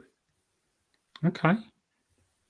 I think he's running well, and I actually don't mind him just drawn off out of 2. I think 2's a decent box room, and I get what you're saying about Ballymac Bronze, Dylan, but I don't really think he's he's got too much trapping ability in him anyway. So, but I don't like the fact that he is inbred because I think he wants to be drawn probably 3 worse ways. But yeah, I think 2's running well. I like 2. Definitely is running well. Yeah. Scooby Prince went to Patrick had him, didn't he, when he was in the Derby at Toaster? Yeah. Yeah. He's gone back to Jennifer. Yeah. Yeah. If he came back to his best form, he wouldn't be 7.2 anyway. He was in the Kirby final, wasn't he? He was in the Kirby final. Sure, he was. Yeah. Yeah, I think he was in the Kirby final. Yeah. Yeah, I don't know. He just seems to have kind of gone off the boil a bit. Yeah. Like he's a young dog still. You know, maybe it's just one of those. He actually struck me. He might get 6 bends. Yeah, maybe so. Yeah, he's one of them sort of dogs, you know. Yeah, I don't know. I think I do think the 2 is a pretty big price considering 2 and 4 are both quite big prices now. Yeah, Droopy's lost now gone out to actually 3.3. I actually remember thinking earlier on in the year I was actually nearly going to back Droopy's loss for the Derby. Only I wouldn't normally, it wouldn't be my way to back something that early on. I usually tend to wait until closer to time. But I actually had them thoughts every night I seen her run. I thought I have to back her for the Derby now. That's how well she was running. But yeah. 42. Dutcham. That's Dutcham. I can't see anything else winning the race, really. It's unless Scooby Prince puts in a worldie of a run, or Ballymat Bronze improves massively. Outdoor Rainbow probably won't win it, and the 6 has won 1 of its last 13 races against fairly moderate opposition. So 6 is almost worryingly short. But I can see it though. I know you look at his card, and like you say, he's won 1 of his last. Like I said, he's only won 5 of 39. But it's funny. He's you'd nearly look at his card and you might have a question mark about him. You know that way because you look at some of his runs and you think, well, how has he only won 5? He's 13 seconds. Yeah. But I think he's just there's nothing. He's a genuine dog. He's a pacey bit of a dog. But he just runs in good company and. Yeah, he got away Masters last time out. Actually, yeah. Like I certainly wouldn't be overlooking him. That's for sure. To be fair, the only one I'd overlook in it would be the 3 dog. After that, any other result wouldn't surprise me. To be honest, you'd need a big smash. I mean, he's got a good draw to be fair at the bottom, but you need a big smash out of him, wouldn't you, to clear 2 and 4. I think you would, but he kind of things happen. Yeah, you look at the bottom of his card. He's 343 and 345 there this time last year. Yeah, he was second to Jack's Little Thing, and he bet Skywalker Silla. So like the Callaway Masters won a couple of weeks ago, 357. So like he does have a break in him. No. The dogs are wandering around in the piss paddock at the moment. I printed this card early, and I have 951 on my card. Would never wasn't waiting until then to put on the stream. Yeah. No, they're going behind now. Good start.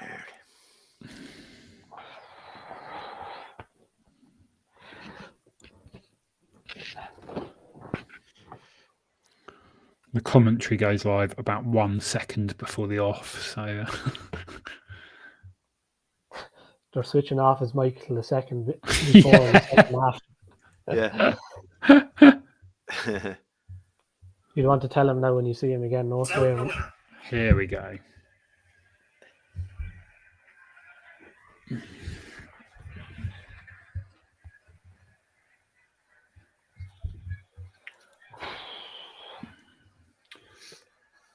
Being loaded.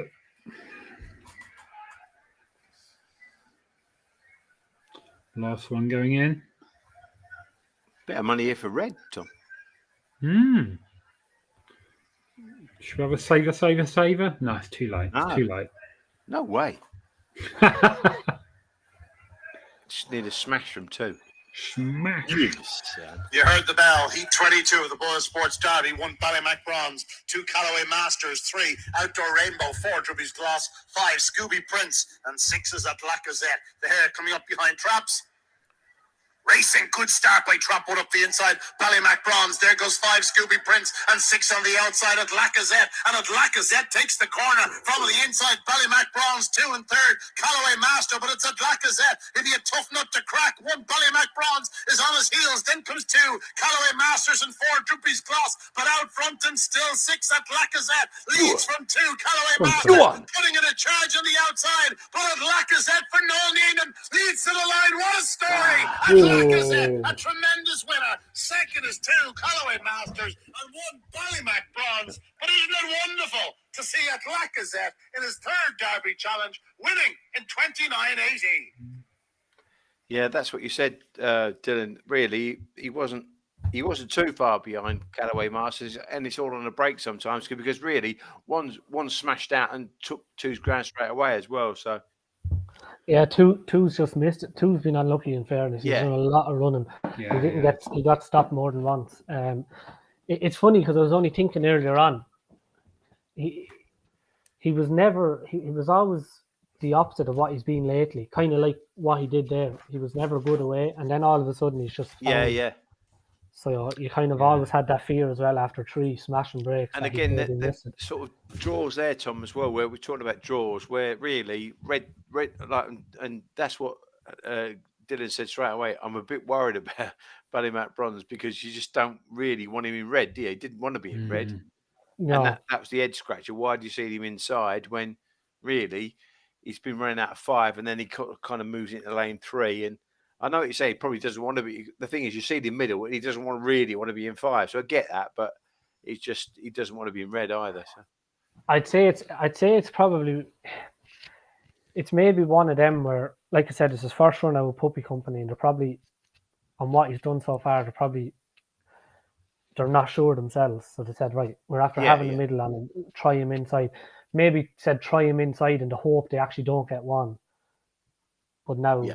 I think I'd probably rather have a middle than getting one again, you know. But he's run well.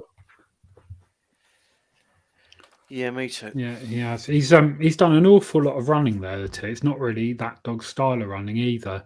If we'd had one of our selections behind chasing a 6, I'd have rather it was the 4 than the 2. Given the style of running, but it was in a handy posse. But just finished very, very strongly the 6. She could be in trouble too. The Ballymac loss on the clock. Yeah. It was only 29.80. Yeah. I'm pretty sure Swords Rex is. I think he needed a. No, I think he's gone. Tonight. Yeah, I think he's gone. I'll be fairly convinced he's gone. I think he was.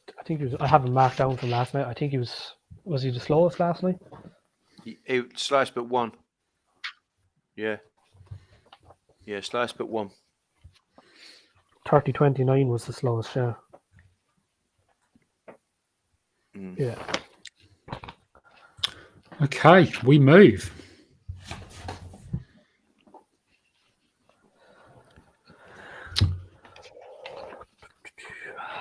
Go on, run us through your notes again, Dylan. It was comprehensive last time.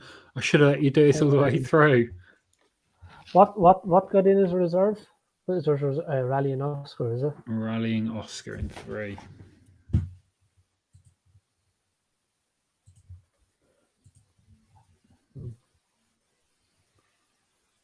I'll go what I have anyway. Yeah, the top actually ran in that same stake as the 3 dog in the last race. I think he actually won the stake. I think it was a try distance or something. Mm-hmm. So again, he's stepping up from A5. The only difference with him is his first look at Shelburne was 29.72, which wouldn't actually be bad. That I was shocked to see an A5 dog do 29.72 around Shelbourne. Yeah, to be fair, it did 30.68 plus 20 in Tralee. We were saying earlier, Pat's bitch has the clock down there, bobsleigh. I must actually check and see what it is. But yeah, again, I think had it been another heat, you might have made a case for her. Like she wasn't like the one in the earlier heat where you'd give her no chance. But she's probably just been unlucky with the heat she's got. Ballymac Fair one,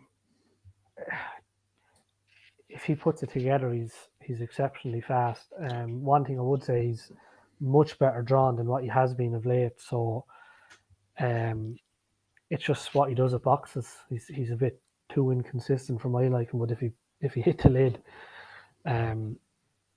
he'd have a chance.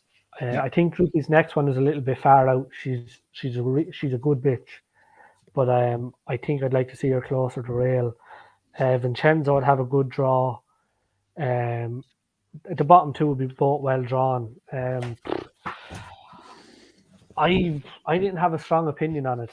From an anti-post point of view, I just want Vincenzo to qualify. But, yeah, I don't know. I just sort of get the impression he might need it.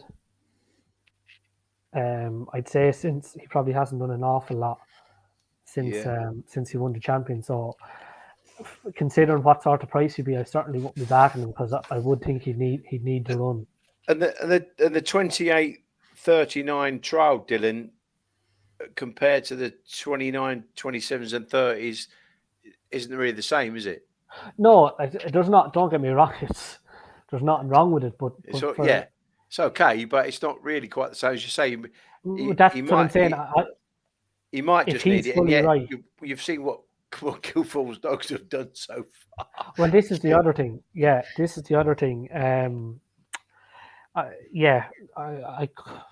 like I said, I'm on a Manti post. I wouldn't be backing him for tonight. I would have that question mark that he might be a little bit. I wouldn't say he might just. I'd say he just needs to run. To be honest. Yeah, I wouldn't have a strong. From a betting point of view, like I said, I wouldn't have a bet in it. Yeah. I'd be quite at the prices. If you force my hand at the prices, maybe Ballymac Fair one. Yeah. Just because he's been really badly drawn lately. Yeah. He's due a ping break too. He does it now and again. It's a decent race. Again, I mean, obviously it's a good race. But yeah. And Dylan, tell me, with Vincenzo, like gun to your head, what would you say would be his ideal box? I don't know. I think 4 or 5. I don't. Yeah. I wouldn't say one or the other. Yeah, I'd probably say 4. But the thing is, because of the makeup of the entries in the Derby, I think the wides are going to get 6 and the middles are going to get 5 throughout. Do you know what I mean? I just think that's the way it'll be. But as you say, when you got a dog like, say for instance, you got Droopy's next one here, and you say that'll go across. Even if you have 2 in a row in 4, you actually end up with a fair makeup, even though you've got a middle and you're in trap 5. So it's not the end of the world, is it? With a dog like Vincenzo, who we mentioned when we did the podcast. No, he's got good all-round speed, really, isn't he? Yeah, no, I really like him. I wouldn't be. He's the type of dog I wouldn't be too worried about what box he gets. I think he's 4 or 5 either or. Yeah. And like I said, the makeup here, I think 4 will edge in a bit. Sentimental lad will keep wide. So it's one of those. Like I said, from my point of view, I wouldn't be having a bet in it, but you're just hoping he if he finishes third, runs well, you're happy, get through to the next round. Because I do think I think he'd be one of those dogs, a bit like I was saying earlier, probably a bit like Kildare and Romeo Magical last night. Yeah. That they'll probably need the run, and They're they'll going a probably bit improve loads undercooked from sort it. of thing. So, Yeah. you know. Yeah, I do. Yeah. The good thing about this dog, though, he's you never beat sort of thing, are you? That's the thing with this sort of dog. You never to qualify throughout a derby. You never really beat because he will be running through dogs, won't he? Yeah, like I said on Thursday, his sectionals from the third bend are consistently like to do that every like he was doing in the champion, like 12, 11. The two nights he was led by the other Kobe are only kind of, it's more guesswork because you're trying to clock how far he was behind him at the third bend. Yeah. But there wasn't much, so you're kind of looking at 12, 11, 12, 13, 12, 18. So consistently doing that from the third bend. And like you say, he can go up. So yeah, I just kind of, the more I looked at him all week, the more I liked him. So let's just hope he's still in the half for next week now. Yeah. It's a good race though. Like there's 4 in it, like 2, 4, 5, and 6 that in another heat there could be favourites. You know what I mean? They're that caliber dog, like so. Yeah.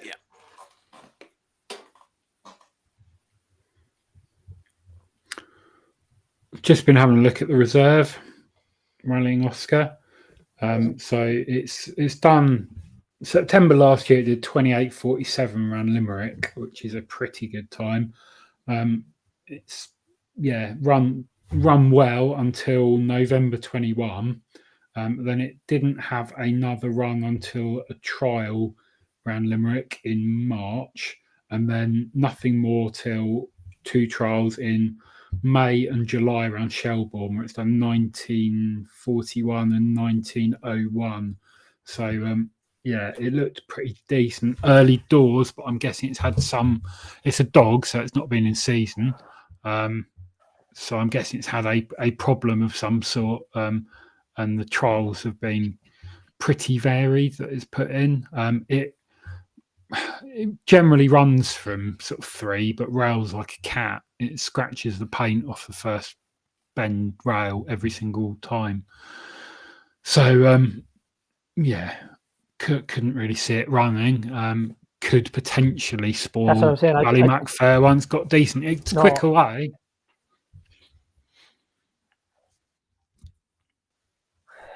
Yeah, this is the thing.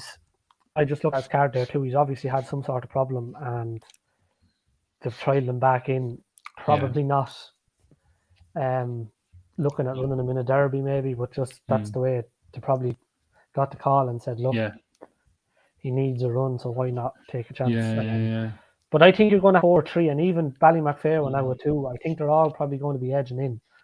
Mm-hmm. That's why I think the 2 bottom dogs, which are the 2 obvious ones, are probably the best drawn. So I'd agree. I'd be surprised if the winner didn't come from. Yes. Unless they cut each other's throats, which it wouldn't be the first time something like that had happened. Yeah, look, the way the results have gone to now, nothing really would surprise me. Like, I wouldn't be surprised if Groupie's next one popped out and won. You know, that type of way. Even like I said, Ballymac Fair one. Like I wouldn't say it's a 2-dog race, but it's just there's been a few funny results. So yeah. Like I said, you're just hoping Vincenzo qualifies. Yeah, absolutely. Yeah, if I had to place a bet, and I don't think we're going to have a bet on this race, my heart says to back Vincenzo. My head says Sentimental Lad's probably the play. Yeah. Yeah. And maybe now at 3.95, I do back with my head because that's quite a good price now. 4.1. Oh, it's 4.3, 4.4. This is very big. This is very, very, very, very big.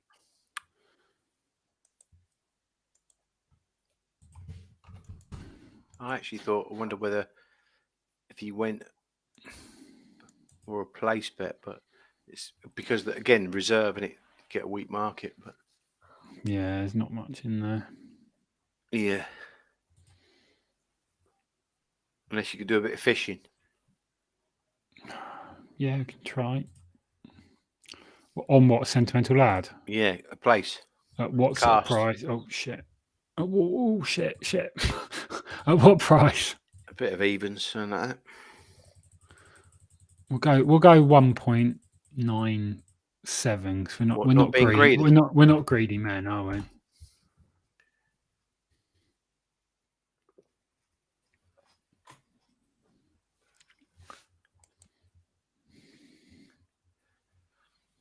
Look at the boxes as well.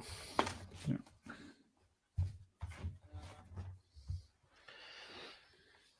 I don't think anyone's going to buy.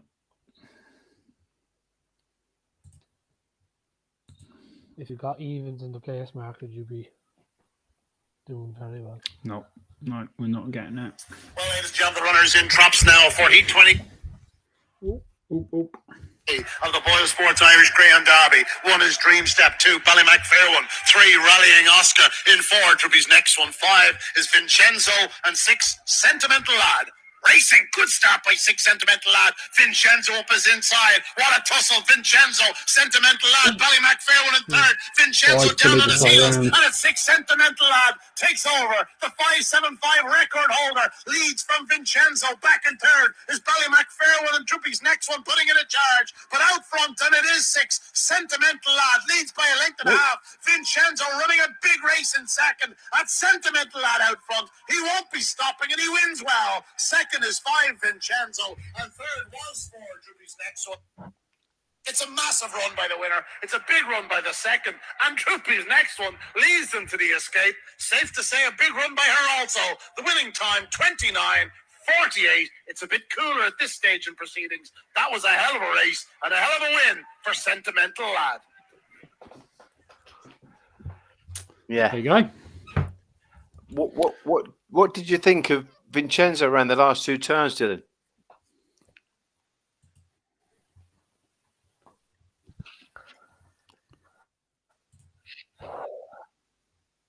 Oh, what's happened to Dylan? Yeah, he was a bit wide, wasn't he?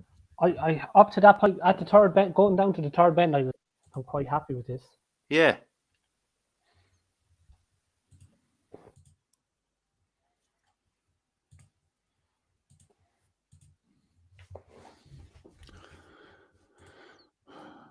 We've scooped 51 quid there. We'll take that. Yeah, we've lost you, Dylan, a little bit. Yeah, he's frozen. Yeah, you're frozed. Yeah, I just thought he looked like like he was first day back at school, Tom. Really? Yeah. Just thought because he went into the 3rd bend. I thought, well, you're dropping inside here, and he just he didn't really attack the bend and just fiddled his way around, and then went round wide. And yeah, Sentimental Lad. Sorry, was so powerful though, so powerful. Once he started and got in the race, it was it. Yeah. And to do a track record, albeit the 5.75 isn't the most used distance there. There's still been some very good dogs that have been round, and it shows fast. Yeah, but I think it's. Yeah, Vincenzo's had a few goes, hasn't he? He's had a few goes and a few angles to get past, and after the 2nd time, it just breaks the dog's heart. Yeah, maybe. Yeah, and I think that's probably what's happened there. And the run, the clock was good as well. So yeah, it was, and he's still run it down, and hasn't been stopped. But yeah, it's going to break your stride chopping about like that. So I wouldn't lose too much heart with that. I think Vincenzo is going to keep on qualifying. Do you know, like where his last run was July the 8th? Listen, he's had 17 starts prior to that, and he won 10 of them. But all I'm saying is, he looked like he was a little bit inexperienced, a little bit like, we're back at school. Do you know what I mean? He was a bit panicky as he came to challenge around the last 2 bends. I just thought he kind of made a big mistake because he drifted so wide coming off the last. But I suppose you look at the run. Are you going to get inside Sentimental at the 3rd, and then once Sentimental Lad drove the bend, ran the last 2 bends. That was it. He was cooked. They sort of give that ground away by moving wide off the last. But yeah, it wasn't the running style of a Ballinabula Ed, was it? That's got the maturity and sees the angles and just sweeps around. It was a little bit scratchy, but it's a very, very, very fast dog, and I think we'll still go very deep in this competition and probably mature through the competition and keep qualifying. I think so. Yeah, I think so. Now, so says 5 ran a bit tired the last few bends. Yeah, quite possibly. I just thought he was a bit headless chicken more than tired. I just thought he was a bit scatty. Do you know what I mean? Just a bit kind of inexperienced. A bit, didn't really know what to do. But that's just me. He's definitely a bit. I know he's a monster of a dog. But are you back with us, Dylan? I hope so. Yeah, we can hear you. I don't know what happened. That's all right. I'm surprised long. Usually this laptop up after 20 minutes. Yeah, it's showing pretty weak signal, so I don't know if it's your Wi-Fi or. I thought with a Celtic Tiger you'd be on full. It'll all be on full fibre by now. No chance to trouble. And what did you think of Vincenzo, Dylan? Yeah, I thought I don't know who it was that Tom said he was a bit tired. I thought that's what I put it down to on first look. Now I didn't get a chance. I'm watching it on aren't showing replays anymore, so I didn't get to watch it the second time. But maybe he just needed it. I don't know. Yeah. But it was very wide off the last, which I can't recall it being that wide before. No. So hopefully he's not feeling something or whatever. Yeah, I just thought he was a bit, maybe he was a bit fresh.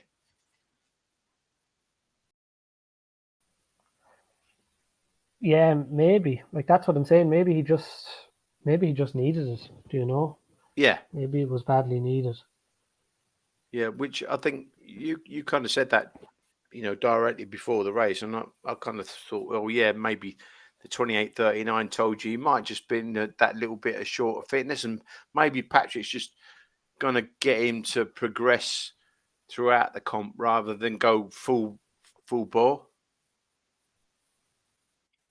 Yeah, and that's what I said Thursday morning as well. The one thing I liked about him from a competition point of view, in the champion, he improved each week. From the first week to the second week to the third week, he was improving on his clocks. So the dog are trying to do with him again in this comp to just build him up as he goes along. Yeah. Yeah. And I think when you look at it realistically as well, when Sentimental Lad goes wallop and leads off, then you're probably in a world of pain, sort of thing. Yeah, I'm picking him up. I think there's any dog could pick him up, to be fair. Yeah.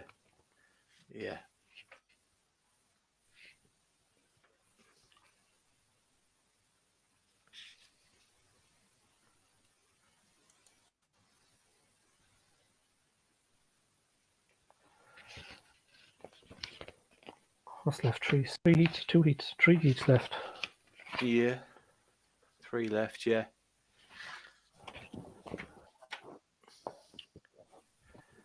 The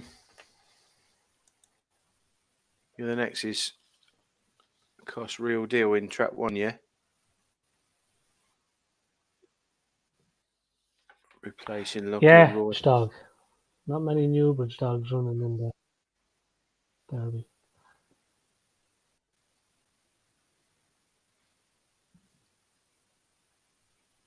And we've got another Guildford dog here as well, We Can Dream.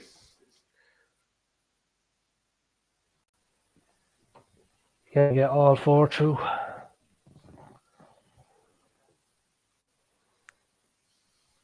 Beat Droopy's Edison. I'd say this could be Yeah, he won the was it the juvenile that's run down? He won. Yeah, the juvenile. Yeah. He last time he looked like a dog that needed that run the last time now, so I'd say he'll come on a fair bit from that. I'd be interested to see the betting on this. I think this is the one race of the night I thought could be a night.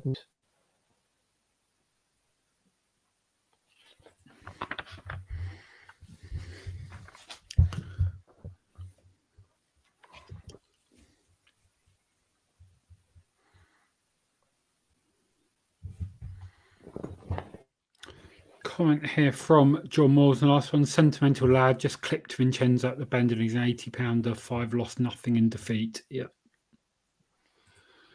Jacob, who stuck with us through the whole night. Good effort, Jacob. On Anna Bailey in the next. Has some serious gears.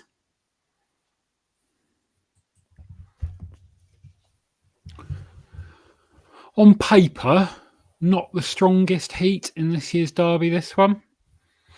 There's a few dogs that we've seen in the last couple of days that would have been about 1.2 on Matchbook in this race.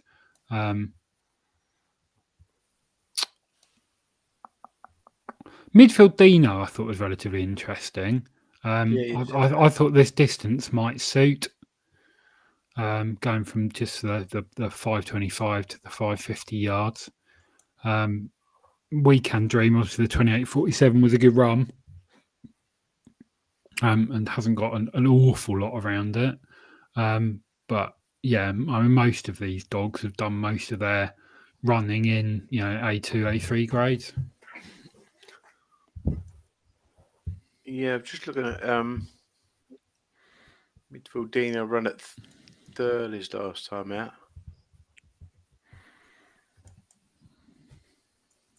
And yeah, two's probably a fair box. Just don't want to be banging the rows by any means, but run off a little bit last time we was at Shelburne, but I suppose We Can Dream is the class. It's the obvious one, but tricky enough draw. Yeah. Someone said that the five dog is. If you look at the 5 dogs run the last night, showed really, really big pace to the third bend. Actually, behind the dog that won earlier, the Flaming Moneybags dog, and he just got completely shut off. He'd be kind of my angle here, because I think 6 will stay wide. I think 4 will edge in. 5 will probably go straight off, and I think if he could come away, I think he's a big player actually. Okay. So you think the 5 is the value angle? Yeah, I like the 5 in it. Yeah, I think given everything, like I said, I think 4 will edge in a little bit. Yeah, I thought he was a bit unlucky the last day.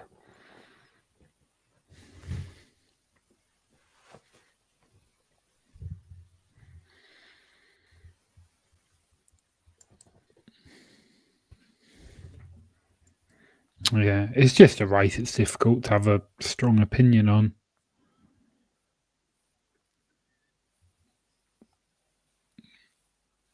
But yeah, that 28.34 around Shelbourne is a decent run, isn't it? Yeah, she showed again. He does a lot of his running. He's big pace down the back. Because he turned behind Romeo McQueen bitch that, and he straightened up down the back. He just took off. He kind of has that profile. If you look at his profile up to say his last 2 runs, you'd kind of say he was a decent dog, but all of a sudden his last 2 runs since he hit Shelburne is just kind of taken off, and he looks that bit classier, so it might be just that he's improving. He's getting the hang of things, and he's a good mate. So he'd be the one for me. We're not fans of arbing on this show, but you can back the 5 at a bigger price and lay off here if you are looking to do that for a profit, guaranteed profit.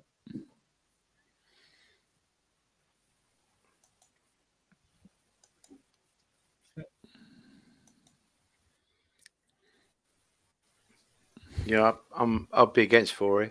They're after coming for a minute.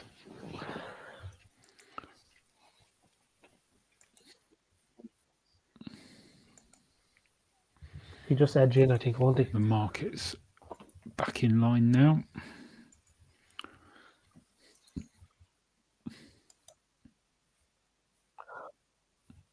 I wouldn't be surprised if Rachel Wheeler had the first 2 home there, 5 and 2.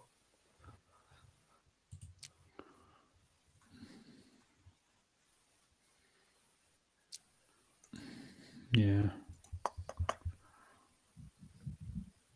I'm 5 and 6 here, Tom. Okay. 5 and 6.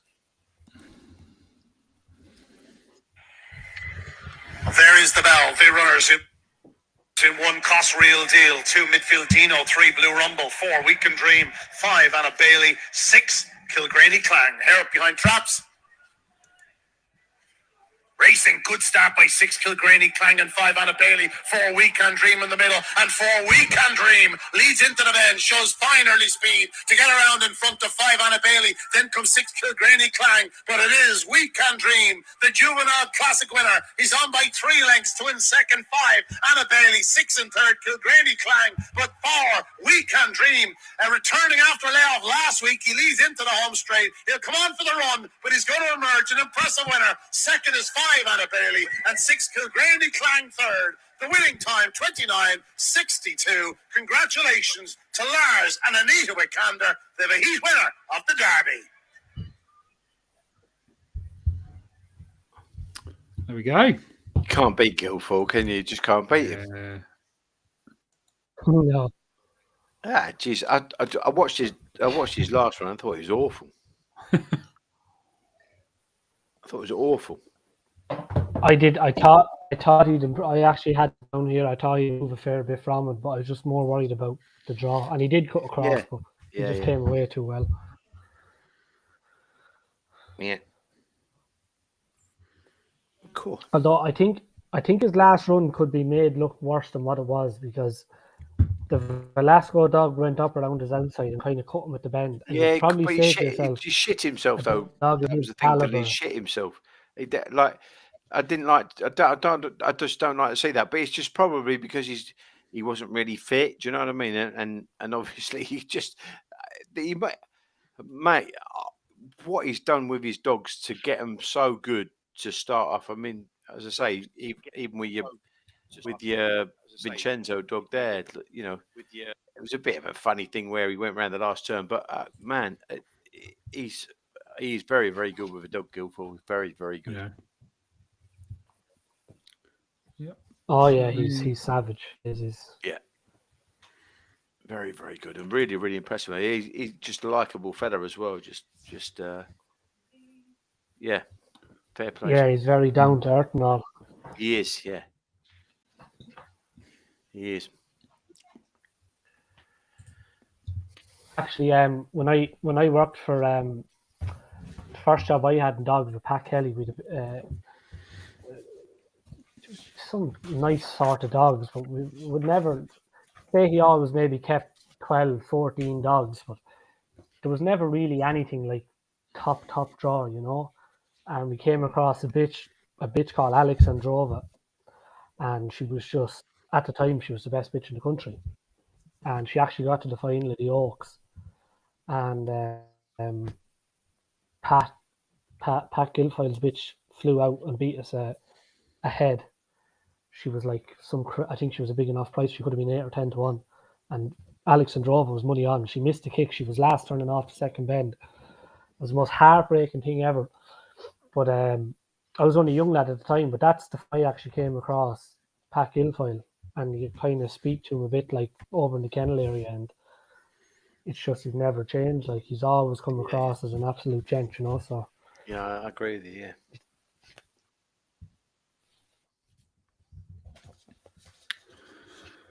Another good buckle coming up here. 4 dogs, 3 winners in the second, all through. Yeah. 10:24, 11-ish minutes to the off. Sing Along Sally and Balnabola Red. I'm sure connections of either weren't particularly delighted to be drawn against the other one, but a very interesting race. Indeed. Sing Along Sally ran really well in the Dundalk International. Really, really, really well. Got picked up obviously by Explosive Boy at the end, but looked a likely winner until Explosive Boy took off, and just a class act. Always gives a good account of herself. Does Sing Along Sally. You Can't Catch Me seems unlikely here. Oak Front Cadet runs well through competitions, but probably a bit of an ask in this one. Droopy's Edison, obviously a Kirby finalist and a good line of form, beating Call of Annie Hoffer in 28-27. Balnabola Red, obviously we know all about. Absolutely scintillating in the English Derby until the track beat him really on the day. 28-18 trial round here, lightning fast. The last trial, the 29, is it 61? Yeah, is decent, but you would probably expect him to go a bit quicker than that in a race. And Dramana Fury, not a bad sort, but not a particularly prolific starter in races. The obvious two are Sing Along Sally, Balnabola Red. It would be unlikely you think that both of their races could be spoilt by things happening. So it's probably, it is between them. And I think the price are probably about right. What do you think?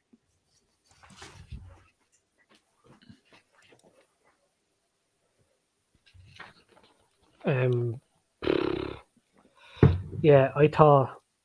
say Balnabola probably needed his trial. He did 7:18, come home in 12:43, which would suggest he needed it. But the fastest trial that day was Mustang Jet 29:58. He came out with 29:43 last night. So I'd say he needed that. The top, I think Pat said she wasn't 100% going into the Dundalk, and she trialled on a heavy track in Limerick the last day. And I spoke to Rob Gleeson this morning, the trials, and he said Edison is probably short of a run or two, so he'll need the run. So I'd probably just side with Sally, just the fact that after the run in Dundalk and the fact she had a trial since, that she might just be a little bit more forward than the other two, but I wouldn't be having a play in it.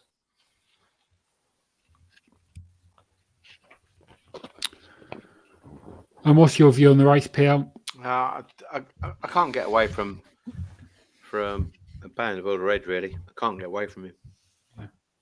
I just think he's a really fast dog, and I think that as much as I respect Sing Along Sally, we've seen dogs that kind of needed the run, but then you look at Week and Dream there, like when you're class, and I think that I don't know about you, Dylan, but I thought that Kirby form this year was probably the strongest I've seen for a long, long while.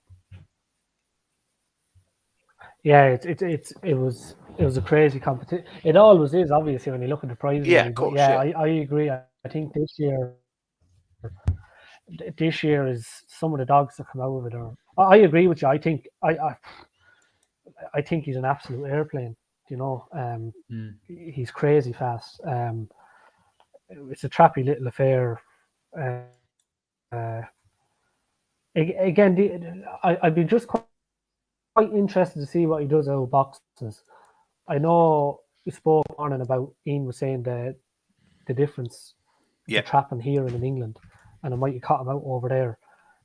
But he wasn't always, even before he went over to England, he wasn't always out of the box. He always kind of, not always, but he left a bit in it. So, but I think that I put that down to just being inexperienced. I think he's probably he's had more racing now, and I'd just like to see what he does out of the box tonight. But going forward, you'd be hoping that the two of them go qualify safe. The three of them, even the Druids, is it? I think he went into the Kirby actually as favourite, if I'm not mistaken. So, yeah, I think you'd just be hoping the three of them get through safely. Yeah. I can't see any of the other three doing much. Oakland Cadet is loads of gears, but just lacks the early, and probably needs a run looking at his latest trial too. So, yeah. I would say I have this thing with Sally, and I've said it before. You can read back over some of my tweets. I think I've said, I just, when she gets red, I'd fancy her against anything, because I think she's such a natural trapper as well. So, but like I said, I wouldn't have a play. If I was siding with anything, I'd just side with her. Yeah. Yeah. Yeah, I can absolutely see why.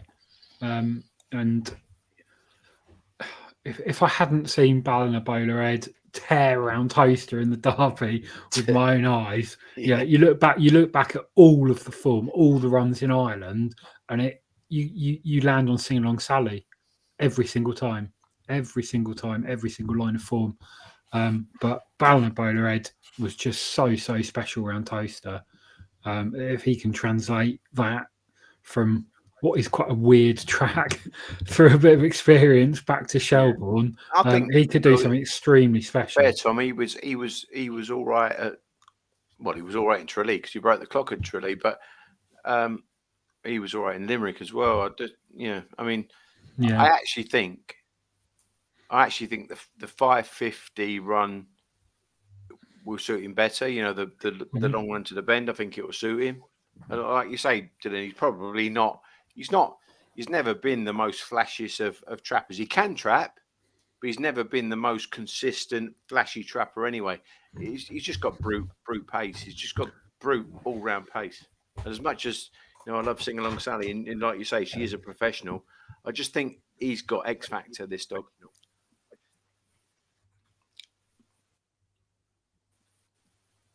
He is. He's the real deal, in fairness. It's just, he's, I think as well, the likes of him, even though like tonight you're not going to see the best of him tonight, it's, he still could pop out and do something crazy, like a 29-30 odd or something, and you'd still say after it, he's probably still needed to run or whatever. So that'll just tell you what sort of dog he is, Yeah.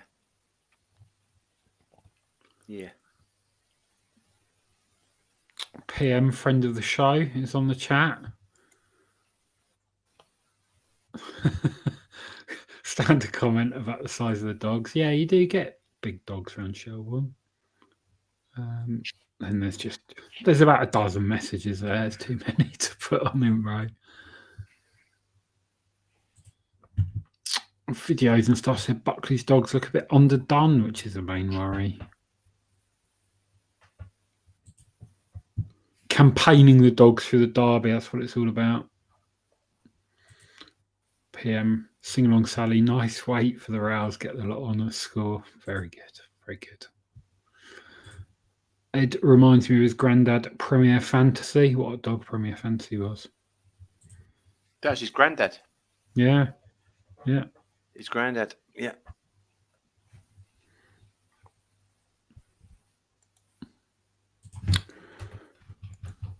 Good start.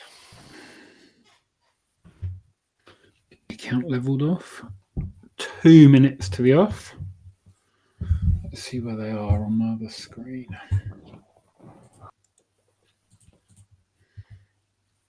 We're in the little paddock.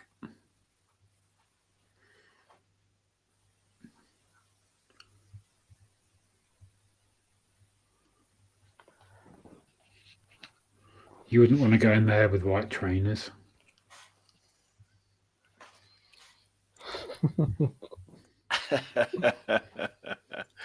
No.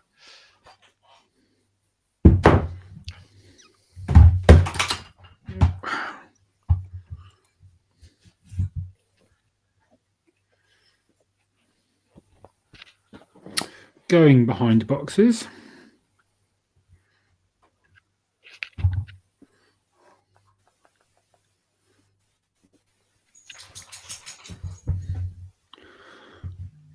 Whatever the result, it should be a cracking race.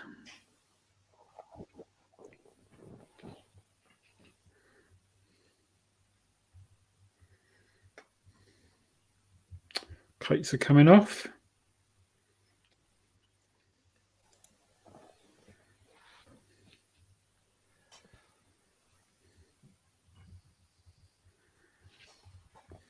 Gone weak, hasn't he? He has. Strength behind the kennel, mate.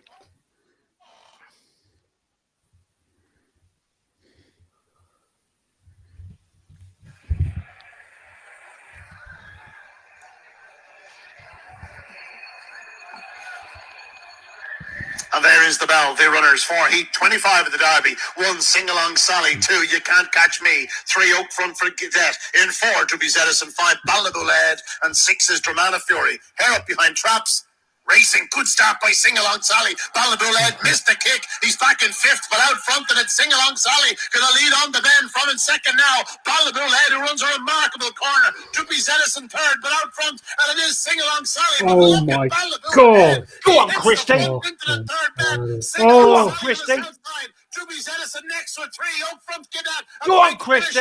It's out front, Ballaboo Lad with Sing-Along Sally back Coming for back. more. Coming Ballaboo back. Lad, Sing-Along Go Sally. on, Christy. Ballaboo Lad gets there from Sing-Along Sally. Duppy's Edison clings on for 3rd. A big Wow. one for him in Oh, the man. circumstances. That's my man. 29.62. He's a freak. The power to go past Sing Along Sally like that. It was like a After giving her bullet about train. 4 lengths at the boxes. Yeah, Jesus. but The only, the Don't only, see that, dear. the only worry you'd have with him going forward is that trapping. yeah, He's a freak. He's a freak. he. Absolute freak. Someone said just before it went outrageous. off. Ed is a dog that wants it all his own way. An aeroplane the clear around dogs in the group. No, He spits his dummy out. Excuse me, but that is a pile of bollocks. Yeah, That is a pile that's of bollocks. I'm sorry, but he's an aeroplane. It's just a that's fucking quite- aeroplane. He's not. That's not him at all. He's just. This dog is only just starting his career. Only just starting his career. He's an absolute monster of a dog. A monster of a dog. To do that to Sing-Along Sally, that shows you he's a monster. Yeah. To go past it like that, it just. And he was still in front in the bend after, by the way. He was, yeah. That was a hell of a run. I'd love to see that again. He's scary good. Oh, Yeah. he's an aeroplane. I love him to bits. I just love him. Yeah, But this is the thing. It's dogs like him that is to just make you like. make you fall in love with the game. I'd say everyone watching it was the same. They were just like, wow, like what else do you say? Like just to give her 3 or 4, whatever you get. Like she absolutely came out bars, and he did the opposite. Yeah. To do that, we're going to the 3rd bend. Yeah, See? and she is Where quality. he turned Dylan. around She the first is bend. quality. There's no danger, especially when she goes smash like that. She's quality, and he's Oh, she's absolutely ragged her. He's ragged her. just outrageous. Like I said, Videos and stuff. the only worry you have with them going forward is the trapping. Is it trapping? Yeah, That's all. Of course. That's all No, it is. no, I know that. But then, having said that, he's fresh. Do you know what I mean? He's just. I didn't get the time, Tom. Did you get the time? I did. But I can't remember what it was. Come on. 60, 62. 62. Yeah. Yeah, 62. That would Yeah. do it. Jesus. Cool. Someone's recorded it. I've put the email address on the chat. If they can send it through, I will replay it on here. Oh man, he just gets me.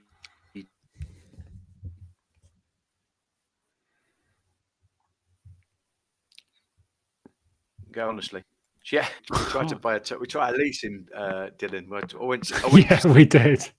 I went to see Pat and Emma when they trialled all the squad at Toaster on the Tuesday before the derby started, and he said, "What, you want to buy a toenail?" And we just wanted to have a crack, just really the watch along as well, And the story was that it turns out that the lads that bred him, they bred him with the bitch was literally an A4 bitch. She was an A4 bitch, the mother, and they bred him, and Emma and Pat went into the pub, and they were in the pub, and they just started chatting, and he said, "Oh, will you train a dog for me?" And it turned out to be him. So, yeah, and I went to walk him. He's just such a strong dog. He's so strong. You pull your arms out. He's just, but he's I love him. Just love him to bits. Love him to bits. Love him to bits. He's freakish. He's yeah. I mean, he's the type of dog you'd look forward to going to watch. Exactly. Even in the flesh. Yeah, exactly. It's just one of those. Yeah, and he's a specimen of a dog as well. Whew. We've got the video being sent over. We've got to play it back to enjoy that again. If it gets sent over, I'll pop it up. No, I'll just go fav after that. Yeah. Call the guards.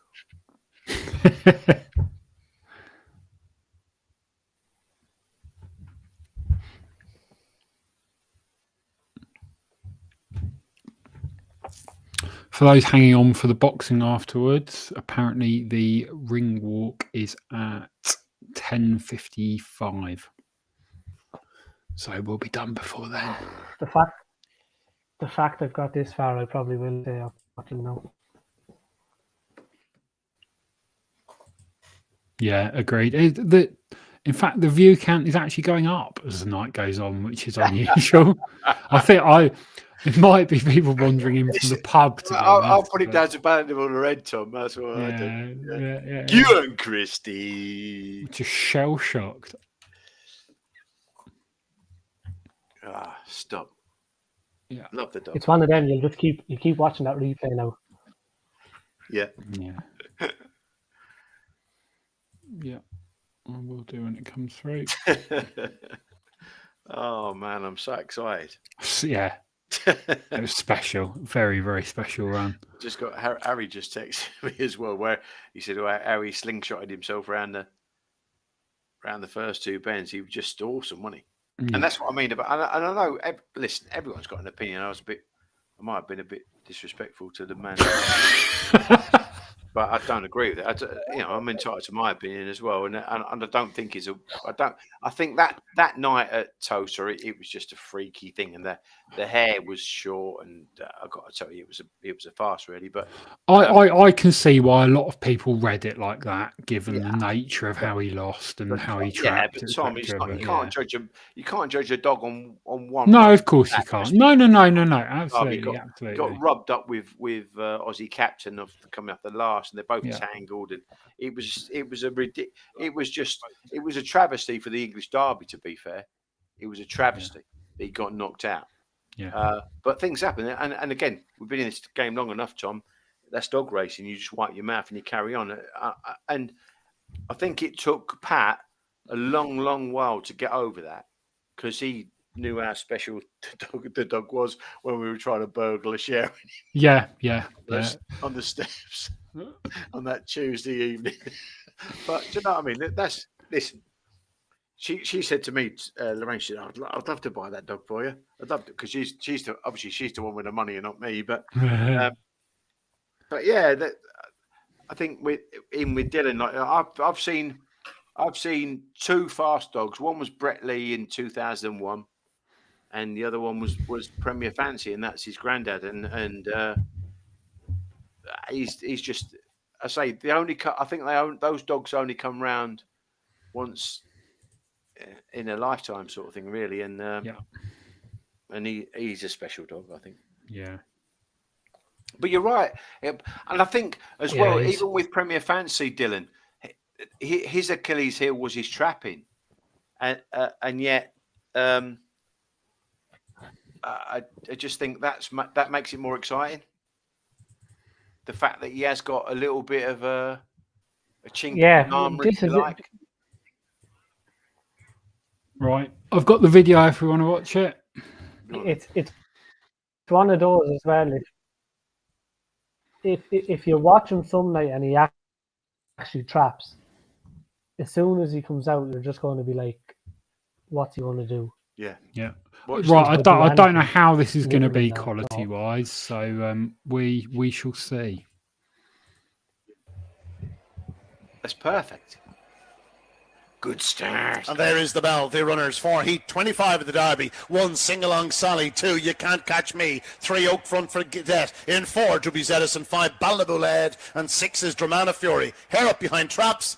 Racing, good start by Sing Along Sally. Ballaboo missed the kick. He's back in 5th, but out front, and it's Sing Along Sally going to lead on the bend from in 2nd now. Ballaboo who runs a remarkable corner. Droopy's Edison 3rd, but out front, and it is Sing Along Sally. But look at Ballaboo he hits the front into the 3rd bend. Sing Along Sally on his outside. Droopy's Edison next with 3. Up front, Cadet, a big finisher. It's out front, Ballaboo with Sing Along Sally back for more. Ballaboo Sing Along Sally, Ballaboo gets there from Sing Along Sally. Droopy's Edison clings on for 3rd. A big run from him in the circumstances. But Ballaboo what running he did to actually hit the front. Incredible display by Ballaboo Sing Along Sally, a fine run in defeat, and Droopy's Edison chasing them through into the 2nd round. The winning time, 29.62. 6 is Dramana Fury. Just gonna watch that one more time. Good start by Sing Along Sally. Ballaboo missed the kick. He's back. Look how far behind he is. Sing Along Sally gonna lead on the bend from in 2nd now. Ballaboo who runs a remarkable corner. Droopy's Edison 3rd, but out front, and it is Sing Along Sally. But look at Ballaboo he hits the front into the 3rd bend. Sing Along Sally on his outside. Droopy's Edison next with 3. Up front, Cadet, a big finisher. It's out front, Ballaboo with Sing Along Sally back for more. Ballaboo Sing Along Sally. Ballaboo gets there from Sing Along Sally. Droopy's Edison clings on for 3rd. A big run from him in the circumstances. But Ballaboo what running. Wow. Thank you very much for sending that video over. Man. That was exciting, wasn't it? Yeah. What was the quality of that like? It's brilliant. All right. Yeah. Super duper. Yeah, right. Good. On to the next one.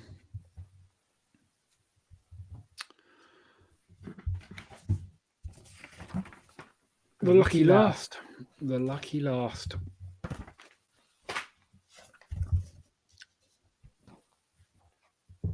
Talk us through it, Dylan.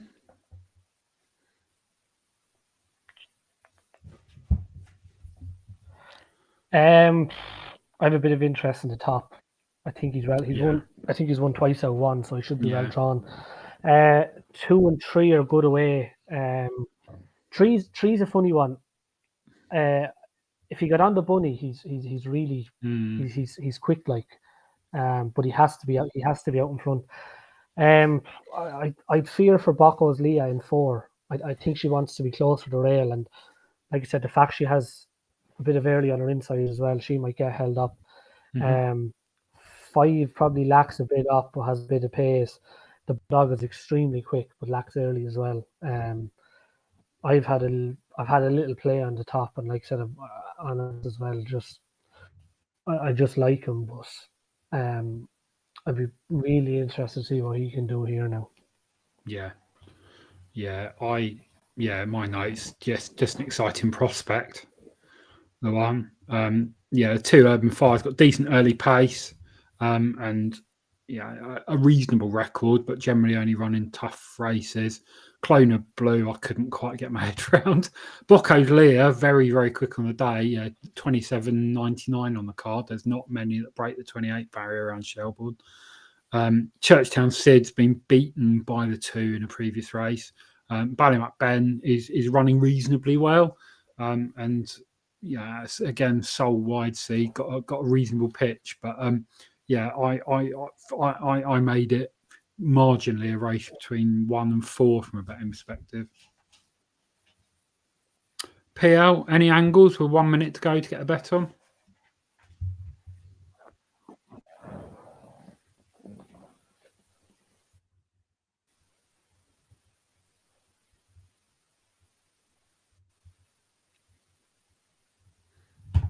PL, any fancies? I'll tell you, Dylan's been good tonight. Let's follow Dylan's in. That's all right. Maybe red. Yeah.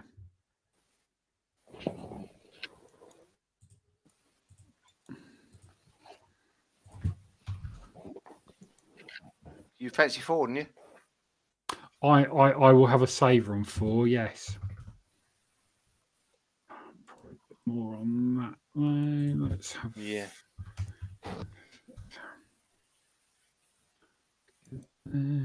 Good we go. Well, that'll do. And there is the bell. The runners in 1, Callaway Pro-Am. In 2, Urban Fire. 3, Clona Blue. In 4, we have Bockosley. 5, Churchdown Sid. 6, Ballymac Ben. Here up behind Traps. Racing, good start by 1. That's Callaway Pro-Am, but there goes 4. Buckles Leah challenge, but Callaway Pro-Am is going to lead on the men from in second 4. Buckles Leah, 3 is third, Kona Blue, but out front and it is 4-1, should I say. Callaway Pro-Am that leads by 3.5 lengths. 3 in second, Kona Blue at 4. Buckles Leah on the inside, but it is 1 Callaway Pro-Am. Here comes Kona Blue to challenge, and it's out front. Callaway Pro-Am 3, Kona Blue trying to get there up to the line. Callaway Pro-Am gets there from its second spot. It's tight between 3 Kona Blue and 4 Buckles Leah. The winning time 29.64. 29.64. Wow. It's been a good night. It's been a good night. Successful night on the betting front. Yeah. Entertaining nights racing. Yeah. Ballinabola Red, my goodness. Yeah. Love him. Yeah.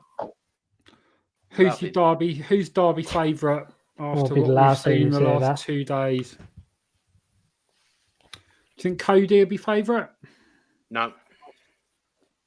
You don't? No. I think Ed will be favourite. It'll be Hoffer and it'll still be Hoffer and Ed. Can't be.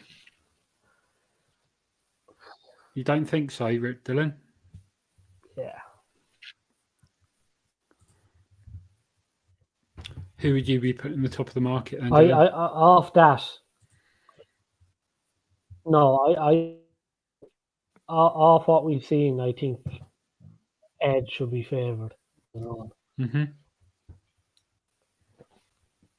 Yeah.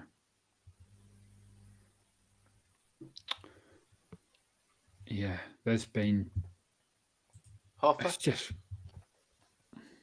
be close up, won't he?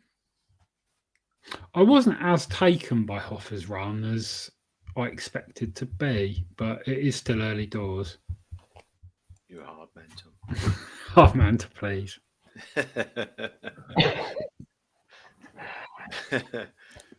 It'll all level itself out after roundly. You'd have more of an idea of. And Dylan, will you now go back and watch the replays? Sort of top to bottom. Yeah, Monday morning, not tomorrow. I haven't stopped looking at race cards since Tuesday. Yeah. I know what you mean. Monday, Tuesday, we flick through them and I kind of write down sectionals, third bend sectionals coming home, top to bottom. Gotcha. Yeah. Yeah. See, and you got a day off on Sunday, whereas I haven't because I've got to do Doncaster again in the morning. So. Yeah, well, 3 kids. I wouldn't call having 3 kids a day off, but it's a day off from the dogs. Yeah, exactly. Yeah. Yeah. Right. Profit and loss for tonight. A profit, £242 profit. We'll take that. We'll take that all day long. Well done, mate. Yeah. Well done. Good team effort tonight. We've had highs, we've had lows, but we've ground it out, haven't we, over the course of the evening? Yeah, decent profit tonight, Tommy. Yeah. Decent profit tonight, yeah. Thank you very much for joining us, Dylan. I'm going to go off and watch the boxing, as I'm sure many more of us will be. Lads. Thanks for having been me. an absolute pleasure having you on. Genuinely has. Not easy to get an Irishman on, so Thank you for joining us, and Yep. we will be back. I might see next Saturday night free, Dylan, right? Hopefully. That's it. Yeah. Next Saturday night and the next 5 Saturday nights, if you can. I'll be here with a cast and a leg off probably next week too. So yeah, good stuff. We are back next Friday for doing it all again next weekend. Thank you very much for everyone in the chat. Thank you for tuning in. Thank you to everyone watching it back. It has been a pleasure as always, and we'll see you next week. Goodbye. Thanks, Dylan. See you, Tom.